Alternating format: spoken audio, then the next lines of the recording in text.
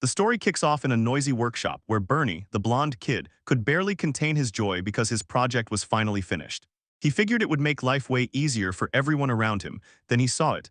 A lamp up ahead, glowing with a colorful stone trapped inside. Cliff and Lucille strolled over to see whether Bernie had cooked up something new. Cliff caught on fast. Everyone in town already knew Bernie, and half the people were praising him as the ultimate helper, while Lucille beamed and scooped up her little brother in a warm, happy hug. Bernie thought it was honestly no big deal. His dad shoved him to stand taller and hold his head high, reminding him that he wasn't just another kid. He was the whole family's pride and joy. Joy surged through Bernie, and when he heard that, his happiness exploded even more. As a brilliant magical tool engineer, Bernie swore he'd protect his beloved country and every person he loved, no matter what. Family, meanwhile, in another world where time runs different. A worn-out man jolted awake as his smartphone blared its alarm like a siren. Alarm blared and another workday kicked off for him. He kept working, even though it felt like he wasn't doing it for anyone at all. At the office, he never caught a break. Urgent assignments kept slamming onto his desk nonstop. He couldn't shake the question, why was he still stuck here while everyone else was already heading home? He stayed at home all the way till midnight, grinding through every task they handed him. Once he clocked out, he bolted for the station, racing to grab the last train before it vanished. Right when he thought he'd finally made it in time, the train ripped forward without mercy. Right when he started up the stairs, a sudden wave of dizziness hit him out of nowhere. He tripped on the stairs and crashed all the way down, tumbling out of control. While everyone else panicked, the man tried to rise, but his body betrayed him and his awareness started slipping away bit by bit. He sped forward, then his gut dropped. He was closing in on the very end. Right before his vision went dark, memories from his childhood crashed in. He could clearly see himself alone, stacking building blocks and playing like nothing else mattered. Right after he was born, tragedy struck. His parents died soon after, and that's how they swept him into a care facility. The folks around him were kind, but as he got older, he started watching other kids get adopted, and that sting only got worse. The pain of having no family at all started to crush him from the inside. Even after high school, he clocked into that brutal company and felt something hollow claw at his chest while they squeezed him dry, so he started screaming to himself, "What is my life even for?" Life crushed him, tears poured down his face as the past came crashing back all at once. He kicked himself forward, chasing the glow, praying that if this was the end, there was still a next life waiting in the light.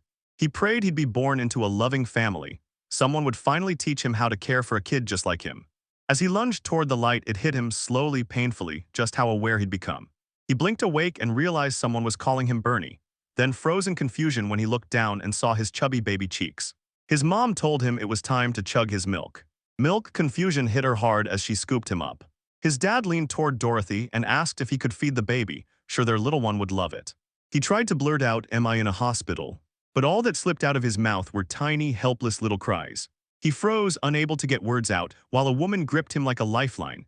Then Dorothy snapped that her husband, Scott, had scared Bernie. As they hauled him onto the bed, the main character's eyes widened, because somehow he'd turned into a baby, cradling a bottle to his mouth and sipping milk like it's the most thrilling thing in the world. Then it hit him, was he really dead or just trapped in some nightmare? Everything around him felt twisted and unfamiliar, like the world had suddenly turned into a mystery. It drove him to wonder if he'd somehow slipped into a whole different country as he pushed deeper. And the place felt so unreal, like a dreamland he couldn't wake up from. He was sure he'd died, yet somehow he jolted into life as a baby in this bizarre new world, and the big question hit him hard. Did he really come back to life? Then the truth slammed into him, this man and woman standing right in front of him. Right there with him were the two people who mattered most, his mom and dad. Out of nowhere, a sharp knock slammed against the door. Two kids burst in, yelling at the top of their lungs for their parents, like they couldn't wait another second as they lifted that shiny golden flower they'd unearthed. Dorothy pointed out it was the exact same color as Bernie's hair. The kids told him they spotted it at a market stand, dug into their pockets on the spot, and bought it for Bernie as a present. When the main character heard the kids call that couple mom and dad, his stomach dropped.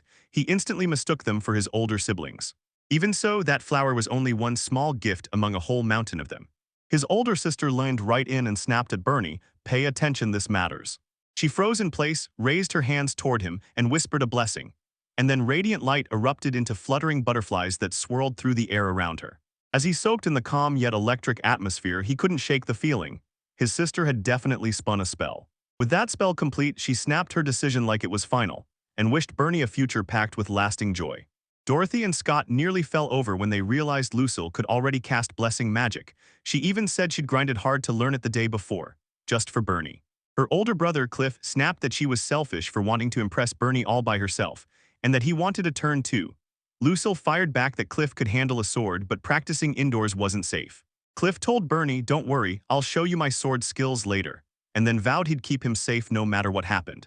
Lucille swore her magic could keep Bernie safe all on her own, while Cliff insisted he'd be the one to step in as the protector. Meanwhile, Bernie melted into Dorothy's embrace. Staring into that space, Scott watched the two bicker, then gently ruffled the older kids' heads and quietly marveled at how far they'd come. They trade bright smiles, and for a split second their eyes locked like sparks in the dark. Cliff made it crystal clear. He'd always be Lucille's wonderful big brother, and Lucille told him to cherish moments like this with grace. Because they were both so skilled, Dorothy couldn't help but wonder if they'd be willing to jump in and help her whip up dinner. A surge of emotions crashed over him like a tidal wave. Over him, this was the kind of chaos he'd only ever seen from far away. As Bernie, he stumbled into a real family, and suddenly it hit him, he wasn't alone anymore. Then later on, they all hit the road together for a brand new destination. Bernie practically burst with excitement when Scott told him they'd head to the cathedral in the royal capital to test his job skills. So since Scott ran a blacksmith workshop there, they made that stop their first mission before setting out together. As Bernie stared out at the land and listened to them argue about their work, it hit him. He wasn't just somewhere else, he was trapped in a totally different reality. In the middle of a short break, Cliff swung that wooden sword and drilled his moves like his life depended on it. He drove his strike into the rock he'd pinned up as his target. Bernie shot his dad a quick look and blurted, "So what's my brother up to?" But Scott just said Cliff was stuck training like always. Cliff's sword skills were straight-up lethal, and all he ever wanted was to become an adventurer who throws himself into dungeons all over the world. Scott pointed out that Lucille had a real knack for becoming a mage. She was already showing magic in action. Because everyone's abilities matched their work, and the two siblings pushed themselves every single day to reach their goals. Bernie couldn't help but admire them, even though they were still so young. Then it hit him his father had been a blacksmith, so the shop had no one to run it, and Scott lit up as he talked about how he forged Cliff's practice sword. Bernie tried to ask what would happen to the workshop next, but all that came out were pathetic baby noises. Scott figured Bernie was dying to get into the workshop because he kept pointing at it. But when Scott stepped up, he apologized and warned that the place was packed with dangers, so Bernie couldn't go in just yet. Bernie scrambled to make it clear that wasn't his intention at all, but he just couldn't find the right words, so Scott shut down the sulking and told him to snap out of it. If the evaluation proved Bernie could turn anything into art, he'd waste no time, make an exception, snag the chance, and take him straight to the workshop. He told the shop what he hoped for Bernie to chase the life he truly wanted, not just the one he was pushed toward. That hit Bernie and had him wondering what kind of job he could land, and what powers he'd need to make it happen. Right then, Cliff's practice sword snapped clean in half. Snapping like a breaking promise, he still felt crushed, because his dad had poured his heart into making it just for him. Bernie's stomach dropped the moment he spotted his older brother crying, and panic hit him like a wave. He stared at the years passing, wrestling with whether he could actually use that strange power he still didn't fully understand. Maybe, just maybe, to help. As he wrestled with the idea of fixing that sword, a menu suddenly popped up right in front of him, and he just couldn't quite understand what it was trying to tell him. But it felt like he had multiple options laid out in front of him, like the screen of a game just waiting for his move. He caught sight of a wild perk called the reincarnation bonus. When he stared at the fine print, a brand new skill lit up, improved repair asterisk, and it felt like the universe was handing him a reward for being reborn. Then the word repair hit Bernie like a light bulb, and he finally understood what it could really mean. Now that he'd stepped into a magical world, he fully believed the sword could be repaired, somehow, for real. He stared down the supplies he'd need and couldn't afford to miss a thing. The screen flashed the truth. One rare magic ore stood between him and his goal. Bernie didn't have anything even close to that. Right out of nowhere, his eyes caught Cliff's necklace blazing with light. He started making tiny sounds to snag his brother's attention. Cliff wiped his tears away and stared at him. He hesitated, a little shy to bare his fragile side, then Bernie noticed the truth. His brother couldn't see the sparkle from the necklace. That only fueled his belief even more, like he was finally sure he'd unlocked some kind of special power. He still didn't know what he could do, but for the family who loved him like crazy, he was ready to try anything, no matter what. Bernie snatched the necklace and raised his left hand toward the shattered sword. Cliff lunged to shove the sword out of the way, but it rose into the air on its own. Bernie gripped his focus tight and the training sword. Cliff's jaw dropped. Just like that, it was fixed. Back, Bernie let out a breath of relief when the sword finally looked normal again. Cliff snatched the fixed sword and inspected it up close. When it touched his hands, it felt like nothing else. He tore into the air with a powerful sword swing, sending the big training rocket reeling. He rock-smashed it right down the middle, splitting it like butter. The two brothers couldn't believe it. Cliff stared in awe, caught mid-breath, like something huge was about to happen. He met Bernie with pure hype, told him he'd seen the whole thing, and swore that, with Bernie backing him up, he'd somehow carved right through that boulder. Scott and Dorothy stormed out of the workshop right after the commotion erupted behind them, and demanded to know what the hell was happening. Scott's eyes locked onto a perfectly cut boulder, sharp as a blade. Cliff told me Bernie had fixed his sword, then he swung it and smashed the rock to pieces. Scott leaned in to scrutinize the sword, then flicked his eyes to Bernie. Bernie looked completely shell-shocked after what happened the moment he tapped into his job's power. Scott set the sword down and strode right up to his opponent. His sons finally exhaled, knowing both of them were safe. As he settled the score, he told Cliff he didn't crack that rock by himself, so Cliff better get moving and stick with the special training. At the cathedral, Scott greeted the priest with a heartfelt, warm smile. The priest beat him to it with a heartfelt thanks, lit up the moment he showed up, and asked how Dorothy was doing. Dorothy said she was doing just fine and returned the kindness by thanking him for caring. Then the priest snapped his focus onto Bernie, the whole reason they'd come in the first place. He marched inside, grabbed Bernie in his arms, and felt the kid somehow was perfectly healthy. Right as they stepped into the building, the priest leaned in and revealed a crazy secret. This world had something called jobs. Those roles spilled the truth about what each person was built to do, and suddenly everyone could channel the powers tied to their job. If you had real talent and got special training, the doors to extraordinary careers would open wide. Years flew by, and everyone went through the evaluation right after they were born, because they had to uncover what role fate had already picked for them. They burst into a room where a giant crystal ball sat right in the center, glowing like it was waiting for them. The priest leaned in and said Cliff was a crack swordsman, while Lucille was a powerhouse mage. Then curiosity hit hard in him as he wondered what role Joe Bernie would step into. He grabbed Bernie's hand, guided him straight to the crystal ball, and urged him to reach out and touch it. Earlier's display suddenly flared back on the screen. The crystal ball blazed with a dazzling, crackling glow. Scott demanded to know what happened, and the priest answered. Bernie's got a real job. He works as a magical tool engineer, he replied. He said it was wildly unusual, because he'd never seen anything like it before, and then he linked it straight to Scott's blacksmith work, which made Bernie the perfect guy to step into the workshop. But Scott refused to push it any further. He knew Bernie deserved to blaze his own trail, and as a dad, he was ready to fully back whatever path his kids chose. Lucille and Cliff clutched those words their father said, hearts getting hit by something real. And right there, Dorothy could finally see it. Scott was bursting with joy. Bernie suddenly clued in on something massive. Stepping into this world felt like a second chance for someone who'd once been completely alone. He locked in on one mission, protecting the happiness he shared with his family. He didn't say a word. He swore to become a top-notch magical toolmaker, and he'd forge his strength to protect them. He backed them every step of the way, and when a whole year passed, he was stronger. Cliff had leveled up big time. He honed his sword skills like crazy, training every single day until they leveled up for real. He kept smashing rocks with a plain practice sword, and it looked like Scott had already teamed him up with an adventurer. Still, Bernie had a mountain of secrets to uncover before he could truly master the craft of a magical tool engineer. He got a couple chances to test his weird power, like mending a shattered plate, but his family shut him down every time. Watching his older brother pour in all that effort, Bernie finally got it. No need to rush, not today. This day was different because they had a family day planned. Scott chose the spot, and the family climbed into a carriage to ride straight there. He said Lucille was about to start at the academy, and they'd seriously hate seeing her go. Dorothy nodded and told him that was why they were stealing time together before she left. Lucille felt her spirits dip, but she pushed through and nailed it. Bernie couldn't help remembering that his older sister had already turned 7. She got the nod to become a grand maid, no entrance exam for the Royal Academy needed, and now she was ready to kick things off next week. At first, she looked absolutely thrilled, but the moment she walked away, grief slammed into her, and she couldn't shake the sadness of leaving her family behind. Family, because the academy was a boarding school, she could only see them during long breaks, and Bernie couldn't stop wondering if that loneliness was hitting her yet. Cliff grinned and playfully tousled Lucille's hair, like it was the quickest way to flip her mood back to bright. She burst onto the scene, swept forward with purpose, and flashed a smile so bright it stole the air.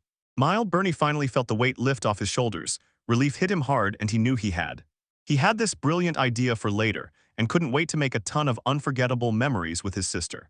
Their family finally reached a calm lake, and the water glittered like it was lit from within. During his adventure days, Scott told everyone he'd stumbled on a secret spot right near the royal capital. He told me the Royal Magic Corps had thrown up a barrier to shut the monsters out, and only the toughest, smartest creatures could sometimes slip through, yet they almost never dared to come anywhere near human settlements. Bernie froze when he found out his dad used to be an adventurer. Dungeons and monsters sounded terrifying, but the idea lit a spark in his chest and pulled him in. Then Scott leaned in and told Dorothy the plan, give Bernie a charm, and warned her that Cliff had to get a new one fast, because the magic in his old charm had completely fizzled out. Dorothy handed Bernie a charm that looked just like Cliff's old one. Scott said it was a protective charm forged from magical ore, and he just knew Bernie would track it down and put it to good use again. Again, Bernie finally got it. His dad wasn't talking around it, he was pointing straight at the truth about Bernie's special power. After that, Scott feigned cluelessness and dared everyone to take a stroll by the lake. The whole family strolled around the lake, soaking up the calm as they wandered together. By the lake, they spotted a little squirrel stuffing its mouth with nuts, munching away like it owned the place. They stumbled on a whole field bursting with flowers and right then and there, crafted matching flower crowns together. Then they finally hit a fishing spot right where Scott, Cliff and Lucille lunged in to catch fish, hands out, hearts racing as they tried to reel in the next catch. Lucille suddenly felt a sharp tug on her fishing line, and Scott and Cliff immediately jumped in to help. She yanked a massive fish out of the water, practically dragging it in. They cooked it up on the spot, grill right away, and Bernie could barely keep his drool in. Lucille grinned and told everyone the fish was hers. She caught it, then helped Bernie truly appreciate it. Cliff said she only pulled off the catch because he had her back, and Lucille shot back that sure, Dad helped pitch in for two. But in the end, it was her who hauled the fish in. Bernie realized he had to lock in and not let anything drag his attention off course again. He leaned in, lit up with respect, and told them straight up that they were absolutely incredible. He made sure to say, loud and clear, that his older brother and sister were nothing short of incredible. Lucille nearly fell off her feet when Bernie finally spoke so clearly, and you could feel the joy pouring out of him, like he'd been waiting forever to say what he meant. Cliff immediately called him incredible, while Lucille stood there frozen in pure shock for a few beats. Dorothy gently tapped her on the back, and she couldn't shake the feeling. Lucille practically beamed when Bernie called her his big sister, right before he dashed off to the academy. Lucille was glowing with pure joy and Bernie shared her happiness, and he wished they could stay that way forever. They could forge memories that would stick forever, and once they finally finished eating, Cliff practically begged his parents to let him take Lucille and Bernie out for a quick stroll, and Scott agreed, then warned him stay close. The three siblings strolled side by side, like they had nowhere else to be but right there together. Lucille remembered her dad introducing Cliff to an explorer, and now she couldn't stop wondering how that gamble ever turned out. Cliff spilled the rules to me, no adventuring until you hit 13. And since he was only 9, he was still taking lessons from his mentor, so he had to bide his time before he could finally dive into dungeons and chase real quests. Lucille clocked it instantly. It felt exactly like gearing up to plunge into a dungeon. Cliff said dungeons aren't something you just stumble into, because every zone has its own rules, and not every place has the same safe boundaries like the lake area. Still, Lucille couldn't wrap her head around why he kept chasing places so dangerous. Cliff dropped that he had a goal he was desperate to reach, and he held his other reason tight, like he wasn't ready to tell anyone yet. Lucille couldn't wait to dive deeper and learn more. But he slammed the conversation shut, leaving her even more hooked, while Bernie Grind's older siblings kept bickering like it was a sport. Then he caught a glimpse of something hiding behind the bushes. He felt something sneaking in the shadows and hurried to get his siblings' attention before it struck. Cliff figured Bernie was just being curious, like he was only checking out an animal. Then, without warning, a colossal monster tore its way into the world. Three siblings froze in shock. A gigantic wolf stepped out in front of them, towering far beyond any regular wolf they'd ever seen. Bernie was convinced it was a beast. Then the memory hit him, and he remembered the barrier was built to keep monsters like that out.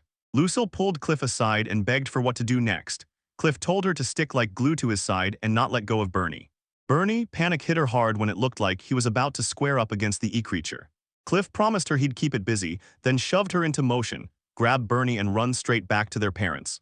Lucille had this gut-twisting fear that she couldn't do it, because if she left, he'd be left all alone. Bernie noticed Cliff's legs shaking and instantly started plotting how they could all break free together. The wolf surged in close, and Cliff braced himself to confront it head-on. It got pushed forward, but the poor creature looked worn out and snapped its gaze away. By the way, Bernie caught it instantly and knew it wasn't attacking. Something in its eyes was clearly in pain. Cliff shoved the idea into Lucille's hands, run while you can, but Lucille still refused to leave him behind. Bernie snapped to the truth. This wolf wasn't just any beast. He remembered his father warning him. The barrier crushed monsters most of all, never the super smart, never the truly powerful, and that meant someone like this could slip right through.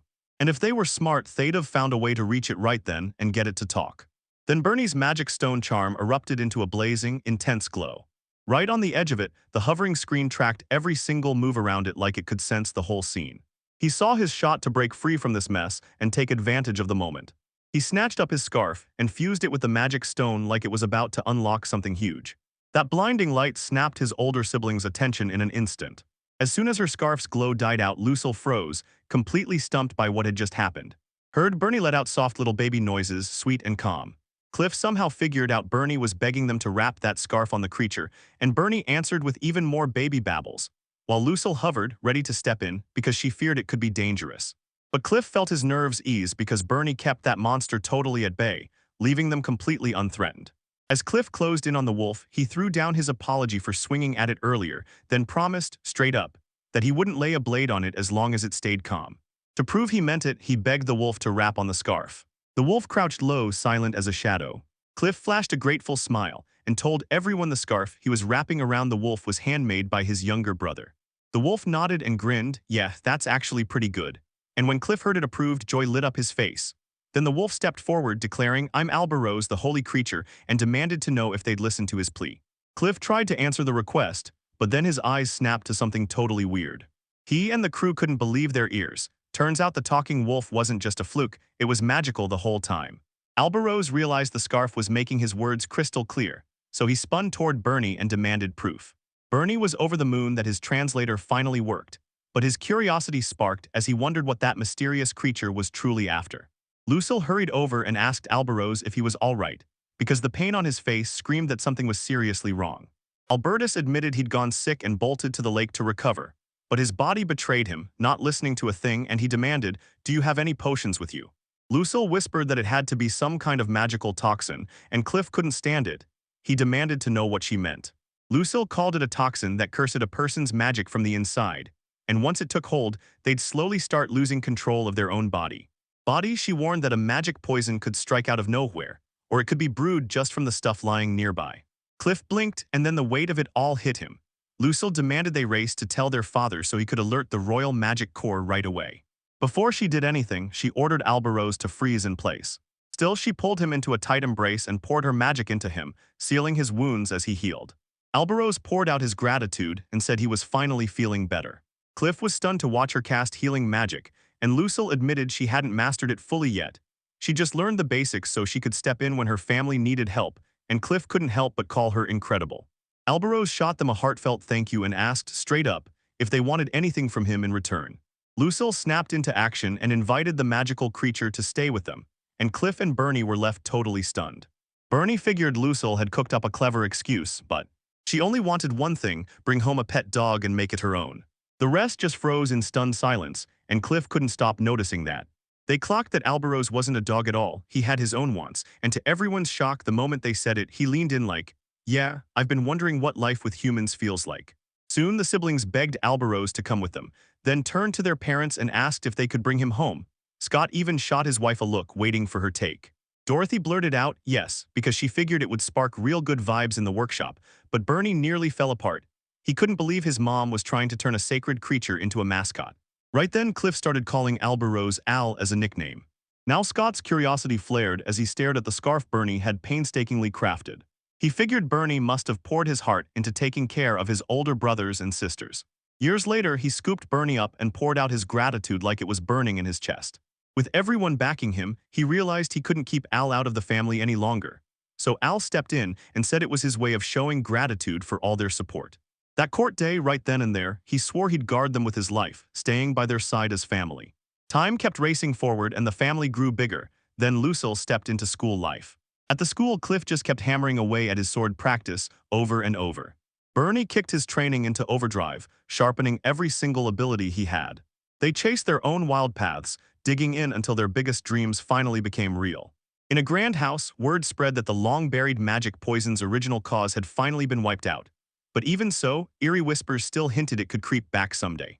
They planned to crack open the region's secrets with the Royal Magic Corps, and they went straight to Lord Zalen to ask for his permission. The moment Zalen heard magic poison, a grin burst across his face like he'd just found his next target. One day, Bernie's dad grabbed him and demanded a fast delivery, then dangled a magic ore as the reward, and threw an open invitation to Al, urging him to come along. As they pushed onward, Al couldn't help but notice how wild Bernie was about that prize. Bernie told me the magic ore was the whole reason his job as a magical tool engineer even worked. In recent years, Bernie slowly came to grasp just how powerful his role truly was. It was pure gold for building and fixing anything. But you didn't just make stuff, you had to meet strict rules to craft items with those one-of-a-kind special features. The first thing he needed, recipes and their levels. He had to hunt down the ones that spelled out exactly which ingredients and techniques he had to master, and as he pushed further in his job, new recipes unlocked. Every routine repair task meant Bernie was leveling up for real. The second requirement was Magicker, and no matter how much he leveled up, he still couldn't unlock those special powers without it. Mining grind had crashed, prices shot through the roof, and getting magic ore became brutally hard. Sure, that extra cash helped, but Bernie still had a long road ahead before he could save up enough to buy it on his own. And Al made it crystal clear that everyone could see how hard Bernie worked. They finally barreled into the nearby town, side by side. Bernie swept the area with his eyes and zeroed in on the exact drop point for his delivery. Once he finished the job, he blurted out his feelings, loud and clear. He thanked Al for the help, then said, "Let's grab dinner somewhere," and Al instantly pushed for T-bone steak. Bernie crumpled his plan for Magicker and reached into his savings to pay the steak. Then they hurried straight into a restaurant, and a warm auntie greeted them with a bright smile. Bernie grabbed an omelet rice and a T-bone steak, and the auntie said Dorothy would bring their food. Dorothy stuck her head out of the kitchen and flashed a big, cheerful wave. Slowly, Al finally let out a breath. Seeing her smile and feel lighter made a wave of relief crash over him. Earlier, Bernie nodded and agreed, because her health had been shaky for years, but lately it was finally turning around. He'd even heard she was now the diner's star, and the moment he saw her, it hit him, she looked healthier than ever. Ever since Al slid into their family, he couldn't stop wondering. Maybe some magical creature had dropped a blessing right on them. Bernie let out a blessing, then when Alan asked what was wrong, he shrugged it off like nothing, right as everything was about to change. The diner auntie lit up and greeted the newcomer. Cliff had arrived, and with him was a girl named Petty. Eddie Cliff practically stumbled into them, caught off guard, and asked if Bernie was back helping their dad again, but Bernie just said he'd barely finished. Petty snapped back that it had been way too long, then grinned and urged them to sit down and share a meal. Cliff bet Petty would grab the same turkey burger he wanted, so he bolted to the counter to order. Bernie leaned in close to Petty and whispered in a low, urgent voice, like he was about to drop a secret. He blurted that he was sorry he wrecked their date. Petty snapped red-faced and insisted it was okay. When Cliff returned and tried to figure out what she wanted to order, he froze at her flushed cheeks, so Petty quickly leaned in and told Bernie, "Don't worry, she and Cliff are just friends." Cliff pressed in behind her, wearing a hard, no-joke look. That crushed Petty's spirit. Al remembered they were both already 14, both part of the Kegaru adventure crew, and he'd figured young people would naturally find ways to click. But Cliff just didn't seem to notice. Then Bernie blurted out the truth. Petty was Zach's daughter and Zach was the leader. Zach loved his daughter with his whole heart, and he genuinely cared for Cliff too. Cliff looked at Zach like a real father, and it even felt like Petty saw Cliff as family. Family first, Bernie turned to his brother and grilled him on whether he was planning to dive into an adventure later. Cliff cut them off and said, "We just finished gathering herbs, now we're hurrying back to the guild to deliver our report." Petty tried to blurt that she'd go collect the magic next, but Cliff lunged in and clamped his hand over her mouth. And that little twist left a nasty, uneasy feeling crawling under his skin. Bernie was sure he caught her saying something about magic or something like gathering, so he snapped a furious glare at his brother. Magic ore came with a hefty price tag, but hey, if you hunted it down, you could grab it for free. If he could track some down, he'd put those recipes he'd uncovered to work, leveling up his skills fast. He was about to ask his older brother a question, but Cliff barreled in and shut him down with a hard no. No, Cliff's eyes widened as he saw Bernie about to ask to tag along, and you could practically hear Bernie's hope crash in real time. Cliff told him curiosity is awesome, then leaned in and reminded him you're only 6. Even though magic, the gathering wasn't about trekking through dungeons, the risk was real. At any moment, monsters could still jump out and wreck your plans. Cliff felt his stomach knot up, terrified something awful would happen, because the second their dad found out, he'd be furious. Petty practically buzzed with joy after kissing Cliff's hand, then urged him to just relax. She leaned in and promised Bernie in a soft but steady voice that she'd stand by him like a big sister. She snapped Cliff back to Kajaris rule, like a warning he couldn't ignore. That told everyone any weird stuff at the party had to get reported to the leader. and that basically meant the leader called every shot. Cliff got the message, but he said Bernie wasn't the kind of guy who'd go chasing adventure. At that exact moment, someone slammed down their meal and swore it was the best thing they'd ever tasted. It was Dorothy. She jabbed a finger at Cliff and said, "The same Cliff he used to sprint around when he first started. So if he's that worried, he should stop talking and go watch his brother himself." Zone, Cliff said that whole moment was already on his radar. Dorothy pointed out that Scott used to play for Zach, and if Zach was cool with it, then Scott would be too. She clasped little Bernie's hands and pushed him to keep going, cheering him on. Then she pushed him to finally bear his real emotions. Bernie suddenly remembered why he needed magic ore in the first place. It was the key to fueling his growth as a magical tool engineer. He nodded at his mother, his face set with calm, rock-solid confidence. Then Dorothy grinned and pushed the idea, "Let's head to the guild together first." Soon enough, they hurried straight for the Adventurers Guild. Bernie's first ever visit was finally happening. He told himself, "Stay locked in, don't move until the leader gives the okay." Cliff yanked him along to a nearby in Kagaru's secret HQ. He warned that the start could feel downright intimidating and told him to keep his cool. Petty explained that the leader might look tough, like a ruthless gang boss, but that's not who he truly is, while Bernie muttered that her words didn't help at all. They rushed straight to the door, barely making it in time. And the two young explorers lunged through the doorway first. Everyone breathed a huge sigh of relief, glad they'd returned safe and unhurt. Bernie sucked in a sharp breath the second he saw the eye-patch man standing right in front of him. He ran the whole kangaroo operation. Zach Petty even called him a guy who always. Freddy's freestyle fretted. Zach drops the truth that the simplest stuff can hit the hardest. Then he demanded to know who that little boy was. Bernie stood there like a wall. Zach leaned in and bam, he spotted it. Bernie looked just like Dorothy, so Bernie stepped forward and introduced himself. Cliff told him Bernie was his brother, and they both had to go ask the boss about something. Zach leaned in and asked what kind of request they meant. Petty snapped at her dad to stop glaring like that and scaring Bernie to death, and Zach shot back that he wasn't scowling, then pushed the same demand again. Bernie blared that he was ready to team up with Cliff and Petty for a magic gathering adventure. Zach shot his eyebrow up and demanded, "Why? Why was his stare so intense?" Bernie felt the pressure instantly, but he couldn't back down. He had to get the approval. He rallied his courage and pushed himself forward. Then he leaned in and told me, "Yeah, I build magical tools. I'm a tool engineer." And he set his sights on mining magic ore on this wild adventure, piece by piece, until his powers finally started leveling up. He blurted out that he wanted to become a top-tier magical tool engineer. And just like that, he kept himself honest, reminding his own heart to stick to his promise. He poured out his promise to help his family no matter what. As soon as Zach Grin showed up, the whole family went silent, every voice cut off at once. He grinned wide, gently petting Bernie's head, and told him he'd finally made it. Succeeded. Bernie's heart swelled with gratitude, and Zach said his longtime buddy Scott loved bragging about his kids and always believed in them. And when Bernie just proved that kind of trust, it was already more than enough to satisfy him. Cliff and Bernie were finally hearing their dad say it, out loud, for the first time, that he was proud of them. Zach snapped that Cliff and Petty alone wouldn't cut it, so he dragged in a young guy named Joseph to join the ride. Zach admitted Joseph was still young, but the kid was insanely talented, and he'd be the guide they needed. He leaned in and warned them, "Stay safe, got it." Later, the boys burst with excitement and told their parents every wild detail of their adventure. Scott realized Zach had already shot him a thumbs up. Bernie asked Scott if it was alright to expand, but Scott still couldn't shake the dread that monsters might crash the party at any moment. Cliff swore he'd watch his big brother if anything went sideways, promising he'd get Bernie back home safe, then begging his dad to trust them all the way. Dorothy leaned into Scott's side and breathed out, amazed at how far their kids had grown. Zach flashed a grin and nodded, amazed at how fast they'd shot up, like overnight they'd already grown up. The next day, Scott leaned on Joseph hard, telling him he needed him before the kids even left the house. He wrapped them in a warm hug, then nudged them forward with a gentle shove. Two boys flashed grins at each other, then took off on their very first adventure. Adventure time.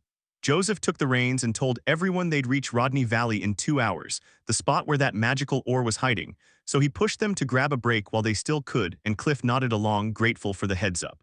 As they trekked onward, Bernie spotted a glaring no entry sign posted on a nearby trail. Al pointed to the trail and told them, "This is the path that leads straight back to the place where we first met." Bernie couldn't shake the feeling it was all tied to that cursed enchanted poison. Joseph told me that 5 years ago, when the enchanted poison was first uncovered in that forest, the Royal Magic Corps went all in, spending a whole year digging into it. People claimed the trade routes were safe, but everyone still whispered that the forest and lake areas were poisoned. Bernie finally got it. Those areas were restricted for a reason he couldn't ignore. Still, it was the very spot where he first met Al. Just thinking about it ripped the joy right out of him. Before the suspense could even settle, the crew finally reached their goal. Joseph lit up the younger kids and shouted that the moment had come to snatch the magic ore, while Bernie practically bounced with excitement. But a shadowy figure just watched them from a distance, silent as the night itself. Bernie stared out across Rodney Valley, stunned by every breathtaking sight. He gasped when he finally tracked down the source of the magical ores, and the whole area hit him like a masterpiece. Joseph snapped to attention and warned the crew that even weaker monsters might spill in, then told everyone to stay razor-sharp. They set out to find the ore deposit first, and Bernie was laser-focused on taking care of it. He'd already got that whole section handled, because he had something ready to use the moment it mattered. He yanked a compass bracelet from his wrist and stared at it like it was about to change everything. Cliff couldn't stop thinking about Bernie, grinding late into the night on that project. Now he was dying to know what it was. Bernie flipped the compass on, and a blazing beam of light tore into the dark. Zipped forward in one sharp direction, Petty like it wanted to start a fight. Petty stared at that glowing light, instantly hooked, desperate to figure out what it was meant for. Bernie explained it was a special device that sniffed out magical ore and even pointed to exactly where it was hiding, and he believed that would help them track it down. Joseph couldn't stop staring at the tool, his curiosity surged, and he couldn't wait to test what it could do. Bernie took the lid and chased that glowing light, pulling the whole team straight toward it. At last, they stumbled onto a patch of enchanted ore so rich it practically shimmered in the dark. Everyone was stunned, then Bernie crumpled to the floor, gasping as he fell to. He felt a rush of pride, because every grueling task he'd thrown himself into to handle that magic ore finally paid off. Joseph said the enchanted tool was incredibly handy, then leaned in and asked Bernie if he could forge weapons too. Bernie shot back that his work had limits, yet with the right supplies he could pull it off. Cliff nodded to confirm Bernie had forged that sword, and Joseph immediately wished he could get his hands on one too. Once he found the site, he blasted the order. Everyone had to race in and snatch up the magical ore fast. Everyone surged in and started yanking ore from the ground. Petty lunged for a bite when Cliff casually snatched it away. Joseph caught it and chuckled. He'd casually helped her from behind, and it made her blush instantly. Chuckling, Bernie and Al scooped up the magic ore like they'd just hit pay dirt. With Bernie's enchanted tool in hand, they zeroed in on yet another site to explore in no time. Joseph stared in disbelief at how much they'd pulled together in such a short time. And once that new tool was online, they didn't need those risky detection spells anymore. Joseph even said it might be able to match the Royal Academy's best experts in detection magic. Logic, Petty figured Bernie might actually stand his ground against tons of other professions with his tools, and Bernie even took those compliments to heart. But the real question still gnawed at him. Could he truly live up to his older sister, Lucille? Joseph suddenly remembered Lucille was Cliff's sister, and Cliff had even paid part of her tuition. Cliff tried to cut him off, but Joseph was already too quick. Bernie demanded to know what tuition even meant, because Lucille's costs were already fully covered. Cliff had to clear the whole mess up. Lucille was a scholarship student, but that money still didn't cover everything, so the rest was still out there. It wasn't some crazy fortune to pry loose, but he knew exactly how brutally their dad had to work to carve out Lucille's future. Cliff wanted to become a true adventurer fast, because his family's money needs couldn't wait. Bernie finally understood the truth. The dream Cliff had been hiding that secret from Lucille for ages. Cliff told Bernie, "Don't let it get to you," and Bernie just couldn't shake the heaviness in his chest. He told me he was chasing a dream, to become the world's greatest adventurer, tear through uncharted lands, uncover secret treasures, and pull people out of the clutches of monsters. And the moment he talked about it, pure excitement lit him up. He clung to his family like they were his heartbeat, vowed to guard everyone he loved, and drove himself hard to make both dreams come true. He could rake in quick cash and crank the workshop bigger, and then Bernie jumped in, begging to help too. He swore he'd become the greatest magical toolmaker in the royal city, and use his power to lift his family too. Cliff yanked him into a tight embrace, holding his family close like they were everything. Everyone watched him act like the caring big brother in every moment. Then Petty caught sight of something that didn't belong. Weapons were dumped across the ground, choked in grime and dirt. She winced in pain and demanded answers. Why in the world were they left behind out here in this terrible spot? She pulled Joseph in and demanded he go check it out. Joseph was convinced these were nothing but scraps of weapons, left behind by people who'd already fought the monsters. He figured those people might still be hanging around nearby, and with all that magic they'd grabbed, he told them to get out fast. The second he barked for everyone to head out.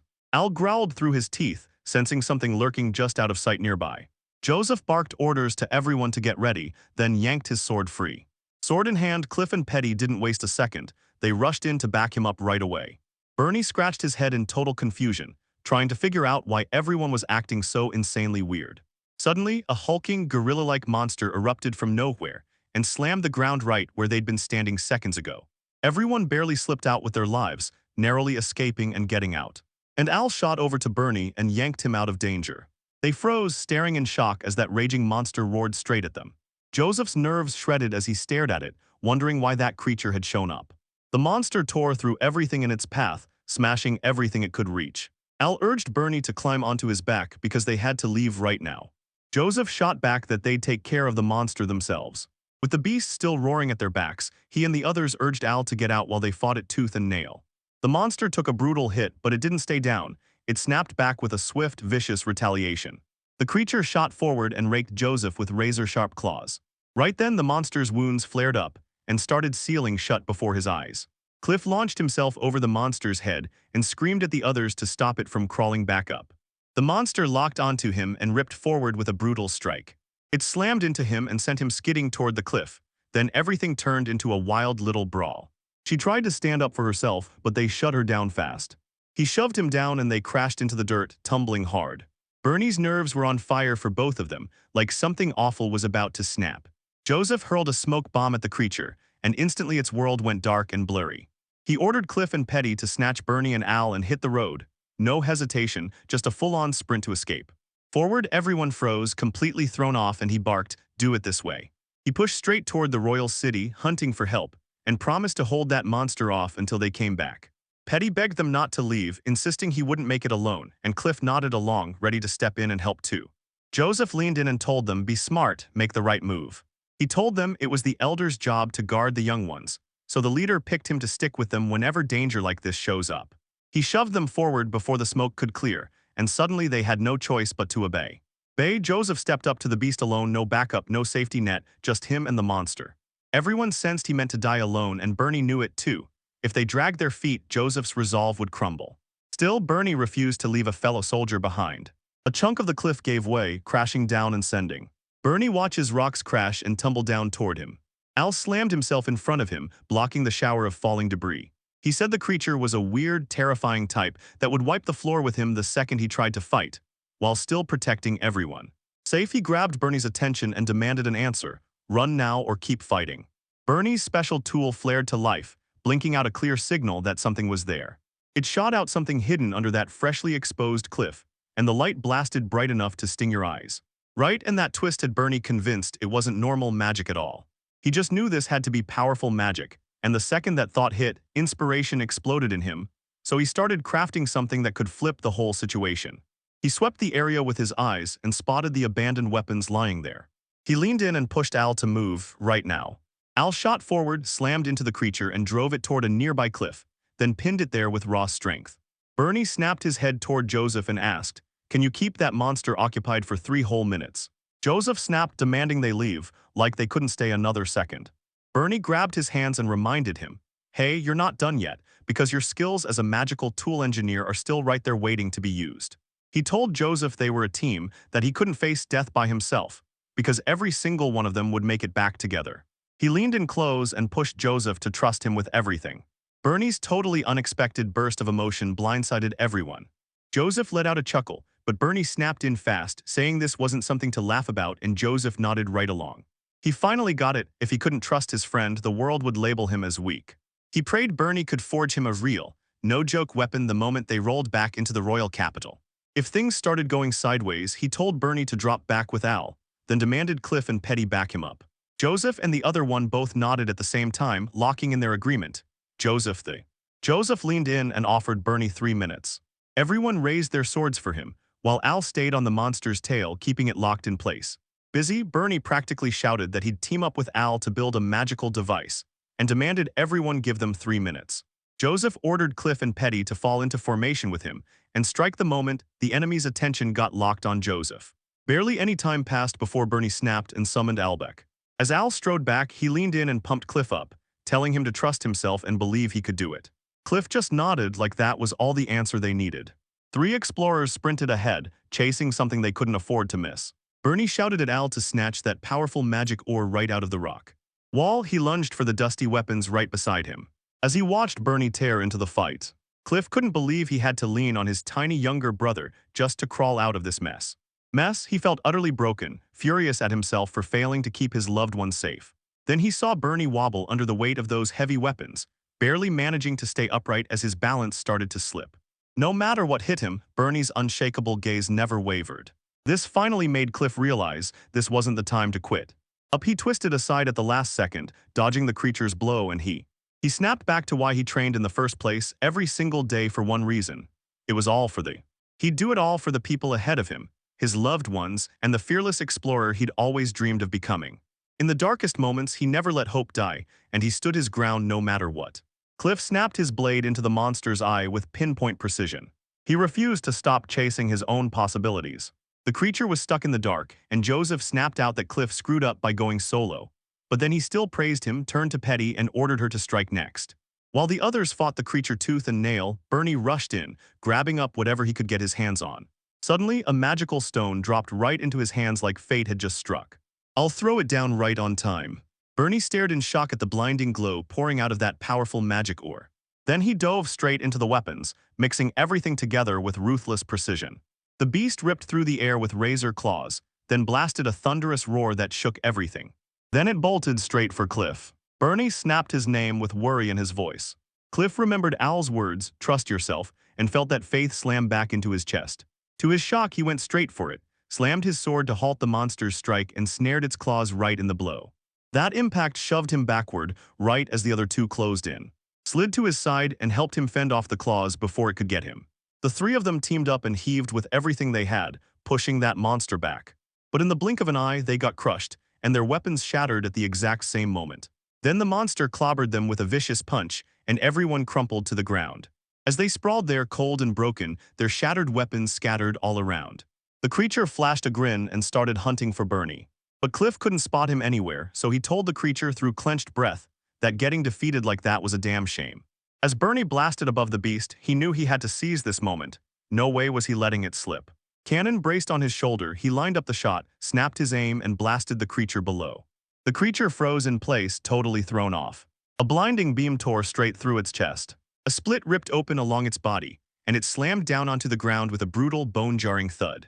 Thump. Bernie's eyes widened as he wondered, for real, if that was the end. Suddenly, something burst out of the creature through its wound. Injury. Cliff snapped at everyone to zip their mouths, because the poison was enchanted and deadly. Bernie was so confused he grilled everyone, wondering why that deadly poison was sitting right there. Thick fog didn't just fade, it tore away into the distance in a flash. Bernie tried to ask if it was over, but Cliff clamped him in a tight, crushing hug. Bernie frowned in total confusion. Then the moment Cliff let out a sigh of relief, it all clicked. Relief hit him hard, his little brother was alive and safe. Bernie's eyes welled up too, and he blurted out that it was time to head home. Even then, Joseph couldn't shake the feeling.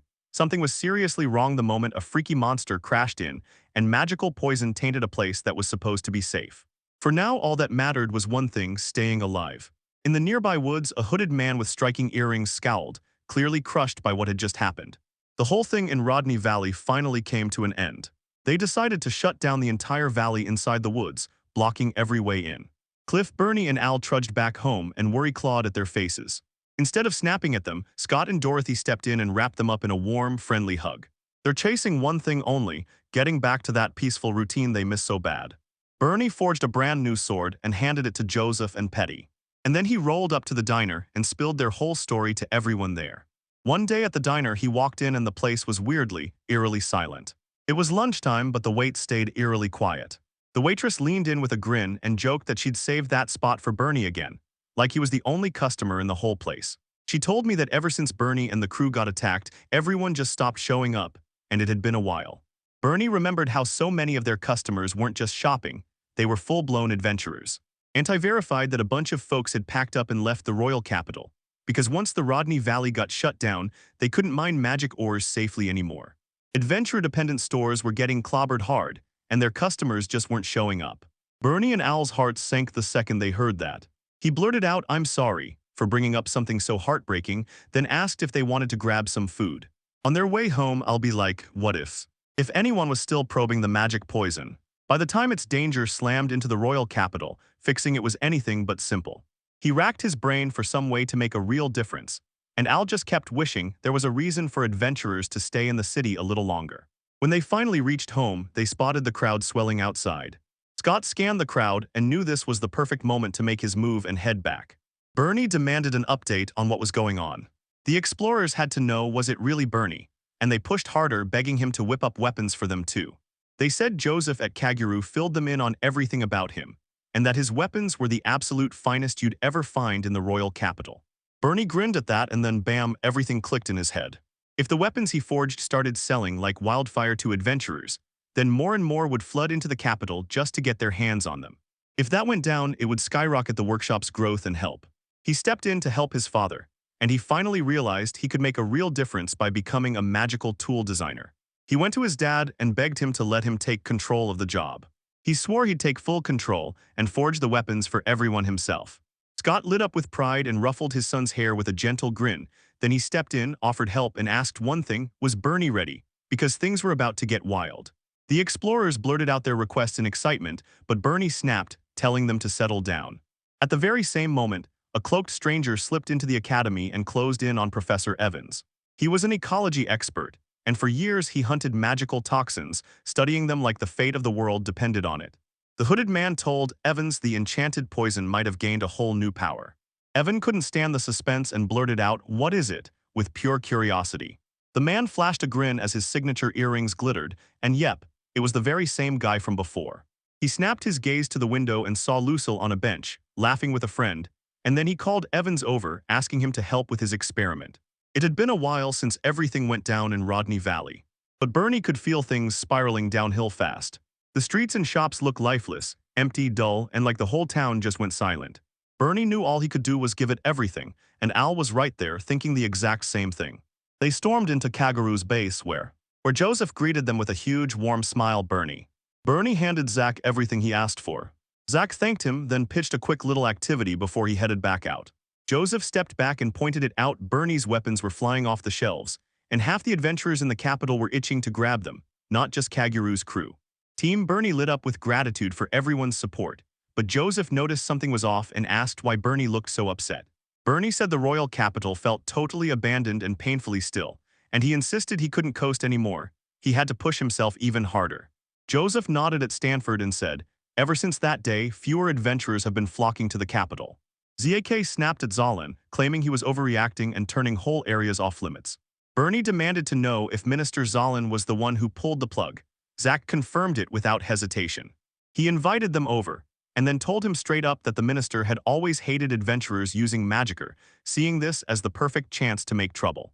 Nobody had a clue when that place would be safe again, especially with that magic poison wreaking havoc. A forest that was sealed off 5 years ago sat right there, and the investigation still hadn't figured out what the truth was. And on top of everything, the guild hiked the adventurers' fees, and they were getting treated like they didn't matter. Zach figured the royal capital would keep spiraling downhill. "I'm gonna start freaking out about Kageru's future." Zach leaned in and told him their team was packed with talent, battle-tested monsters knowledge, and connections they'd built through past relationships to keep work nonstop. Because beginner groups with younger players kept running into a brutal wall, where even the simplest request would just disappear into thin air. Bernie realized new adventurers weren't coming in at all. He pushed enchanted gear anyway, but the deal had clear boundaries. As Joseph kept dealing with adventurers, a sudden flash hit him. Something crucial snapped back into his mind. He leaned in and told Bernie to sell the cannon he'd built back then. Earlier, Bernie admitted the key was going to make things brutal. Because it wasn't just hard to find, it was going to be a straight-up challenge. They struck gold with only a single chunk of rare magicka, just one piece, so there was no way they could crank out the same tool in bulk. It dumped nearly all its power in a single burst, and that left it useless, right when it happened. Scott burst in and started hunting for Bernie. Bernie, he said he was just passing through, then he pulled Bernie aside and begged him to come back to the workshop. Zach told Scott to hop back on the site and stick with it. If blacksmithing got too brutal, he'd still find a way through. Scott snapped at him to shut down those comments, reminding him with one cold truth: he wasn't working there anymore. Zach wished them both the best, and Scott nodded right along like he couldn't agree any harder. Agreement. Then on the road, Scott turned to his son and demanded to know if anything was weighing on his mind. Bernie shot back that he wasn't chasing glory. He was laser-focused on spreading magical tools to more people, not only adventurers. Scott was convinced his son was the kind of good person the world desperately needs. He just hoped he could make a real difference too, and right as that thought hit, he noticed a letter sitting in their mailbox. He tore the box open, and the moment he read it, he realized the message was from Principal Regal. The principal leaned in and praised the staff Lucille used, marveling at how top-notch the quality was. Quality? He was officially requesting 50 of their sticks for the school, and Bernie couldn't believe they needed that many. The principal demanded they grab the magical ore promised in that letter from a magic circle. Then, out of nowhere, a magic circle burst to life right beside them. Then he cracked open the spell and magical ore rained onto the ground. Bernie tore into the air with one desperate shout for his dad. And in that split second, Scott snapped into focus. He finally knew exactly what he had to chase. He vowed to be the rock his sons could lean on no matter what. He went straight to Bernie for help, and the two of them sprinted back to the workshop, buzzing with pure excitement. At that exact moment, a bird ripped across the sky, clutching a letter tied to its leg. Lucille and her friends crashed onto a bench and traded laughs, soaking in that gorgeous weather like it was the best kind of gift. Her friend shot a quick nod and said it was perfect for a garden lunch. Lucille yanked out a sandwich and her friend's eyes went wide, because it was the Academy's rare limited edition special. "You're so lucky," her friend blurted, staring like it was magic. Lucille shot to grab it fast, but her heart kept begging for that warm, home-cooked food. Dishes, then her friend chimed in that summer break was almost here, and Lucille lit up, practically buzzing to get home. Right then the bird shot out of the sky and dived straight toward them. They scanned the scene and noticed a letter strapped to its leg. When it settled on Lucille's hand, a wave of certainty hit her. This was her dad's message. Bad, she studied it close, smirked like she'd just won, and then her friend. Her friend just knew deep down this had to be something good. Lucille nodded and said it was real, then dropped the bomb that the principal had asked her dad for something. Her dad and her little brother were heading to the academy to grab it, and she thought it'd be awesome if everyone met up together, and her friend reminded her that Lucille's dad was a blacksmith. Lucille nodded and told him that just the other day, while she was practicing magic with her father's crafted staff, the principal stormed over and said that she realized the magic flowed so cleanly thanks to top-tier tools, and when the principal suddenly told her dad to get something for him, she was caught completely off guard. Lucille blew the little bird a goodbye blessing, sending it off with her warmest wishes. And it burst upward, grinning as it joyfully flew into the sky. Her friend lit up with joy, thrilled that Lucille was finally coming to visit her family after all this time. And Lucille shot back that she couldn't wait, absolutely buzzing for it. As if that wasn't enough, they rushed to their next class, and right as they did, they passed. They marched past towering bull-like monsters, all trapped behind steel fences. Lucille's friend couldn't shake the weird feeling that this academy was basically running a full-on monster zoo on campus. Lucille remembered they were out here to study the environment, and she pointed out that the magic kept the creatures from running wild. But the tension still crawled up the moment you got close. They saw a girl student step in and start feeding medicine to the monsters. She slid the mixture straight into the pan, then kept her grip steady as she handled the creature. Lucille's friend swore that the students who fought those monsters were all stuck in Professor Evans's class, and she couldn't imagine herself in their shoes because she'd be terrified out of her mind and bolt. While they were walking, one of the monsters suddenly snapped and went berserk. Lucille shoved air into her lungs and tried to scream for a teacher.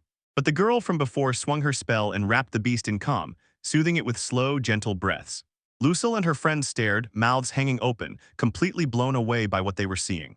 The girl slammed the monster to a stop and calmed it with quiet magic. No words at all. Yet Lucille still couldn't shake the feeling it wasn't normal magic, because she couldn't sense a single drop of magical energy. It looked like the girl was staring the monster straight in the eyes and speaking straight to it. She kept soothing it until the shaking finally gave up and everything calmed down. Lucille's jaw dropped. She couldn't help thinking that girl had some kind of rare, special talent. She leaned in and asked about the skill she'd learned. Lucille answered that she was a student in the Magic Studies program, then asked the girl her name. The girl snapped back, "I'm Gina." Then he bolted into the shadows, blurted sorry, and vanished fast. Lucille's friend couldn't stop wondering why Gina had to bolt out the door so fast. Meanwhile, Scott, Bernie, and Al burst out to grab supplies. Bernie grabbed the axe, trying to help cut the wood. He would have tried, but he was just too small to pull it off the right way. He also saw just how hard his dad was grinding, day after day. Day after day, Bernie stayed up through the night, throwing himself into helping anyone who needed a hand. Dorothy kept slipping back in, delivering fresh meals like clockwork. They finally slammed the door on that massive order and got it done. Scott thanked Bernie for staying late and jumping in to help. They had no choice but to haul the staves all the way to the academy, and getting them there was going to be a nightmare. Bernie lit up and told me he'd finally cracked a solid plan to smash the problem.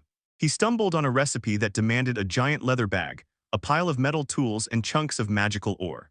Scott darted in, snatched the bag and the medal, and said they still had a few magic orbits left from crafting the staves. With everything set, Bernie locked in and focused all his energy on his craft. Suddenly, a brand new suitcase popped up out of nowhere, and Scott leaned in like, "This just looks like a regular bag." Bernie let out a chuckle and shot back like, "Yeah, it might look that way." He yanked open the suitcase, snatched a staff, and shoved it into a secret compartment. Then it disappeared like it was never there. Done. Scott froze in shock, and Bernie leaned in like, This bag can swallow tons of stuff and still handle even the biggest items like it's nothing." Scott's grin flared as he lifted his son high into the air. Bernie begged them to stop treating him like a kid, and Scott just laughed, pointing out that he was still pretty young. He was grinning because his little magical gadget maker was right there with him. Once the packing was done, the moment they'd been waiting for hit, time to finally kick back and take a breather. Next day at the academy, the caged monsters exhaled a thick, choking fog. Fog swirled around them, and their eyes burned red with pure rage. Right after that, Scott, Bernie, and Al blasted into the academy with zero problems. Scott figured whoever it was would head straight to the gate to grab the items. He whirled his head around and spotted the guards lurking nearby. One of them was Will, Scott's buddy, and the moment he saw him, pure relief and joy lit up his face. Scott lit up and introduced Will to Bernie, telling him, "We used to work together at Kaguru." Agaru's heart soared when Will spotted Bernie, like everything finally clicked into place. Then he introduced himself and Al, his magical little partner, and when Al told the guard to go ahead and check him, Will's jaw dropped. Because this was his first time ever meeting a magical creature, and the shock didn't stop there when it turned out Al could talk. As Will ran his hand over Al, he grilled him about their visit, despite already spotting their names on the guest list. Scott blurted out that the principal demanded it, then pleaded to be let inside. "I can't even believe it. This one staring adventurer has turned into a proper blacksmith, and it still won't sit right in my head." Curious as hell, Bernie leaned in and grilled his father about what kind of wild adventure he'd lived. Will realized Scott wasn't just another face.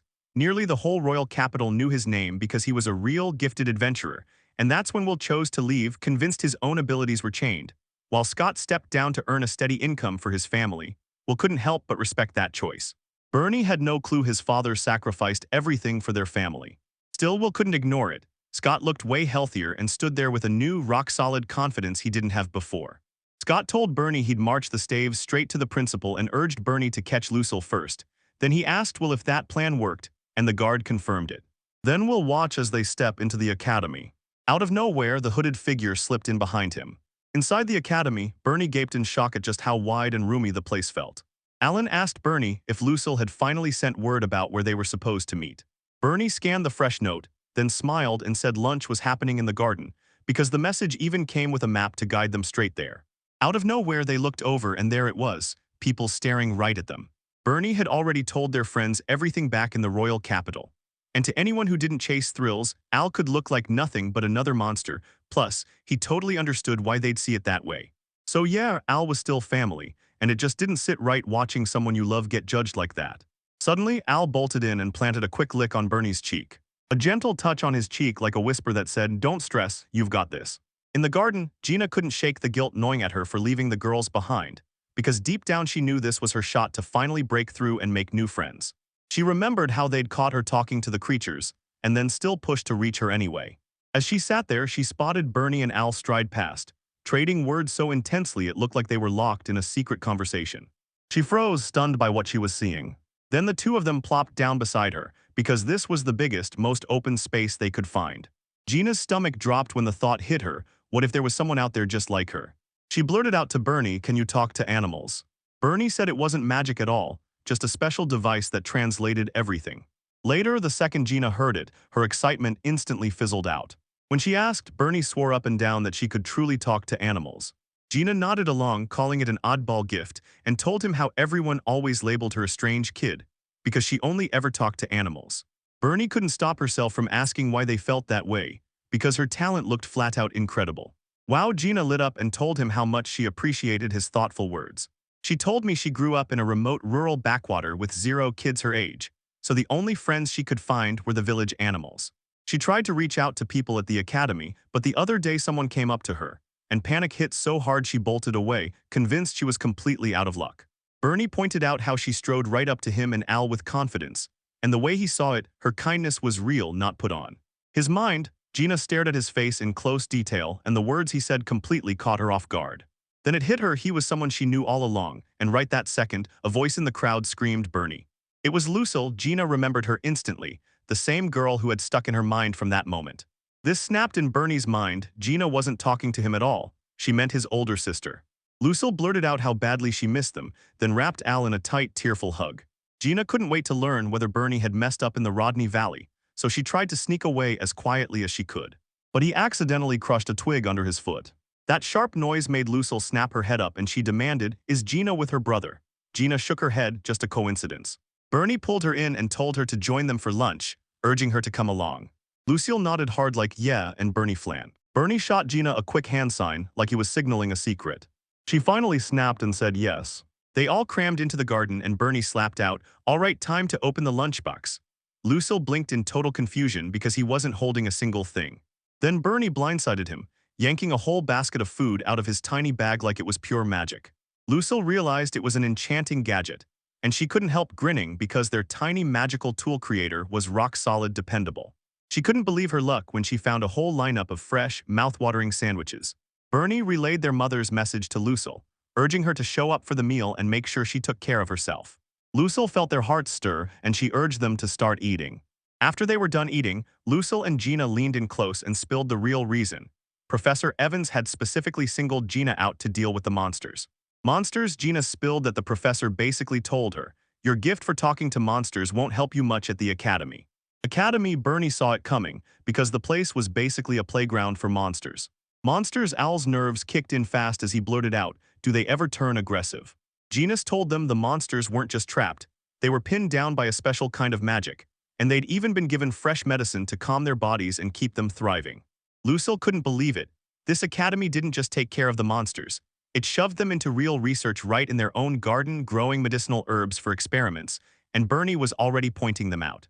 Meanwhile, the principal stared at the staves, amazed by what he saw, and praised them as absolutely outstanding.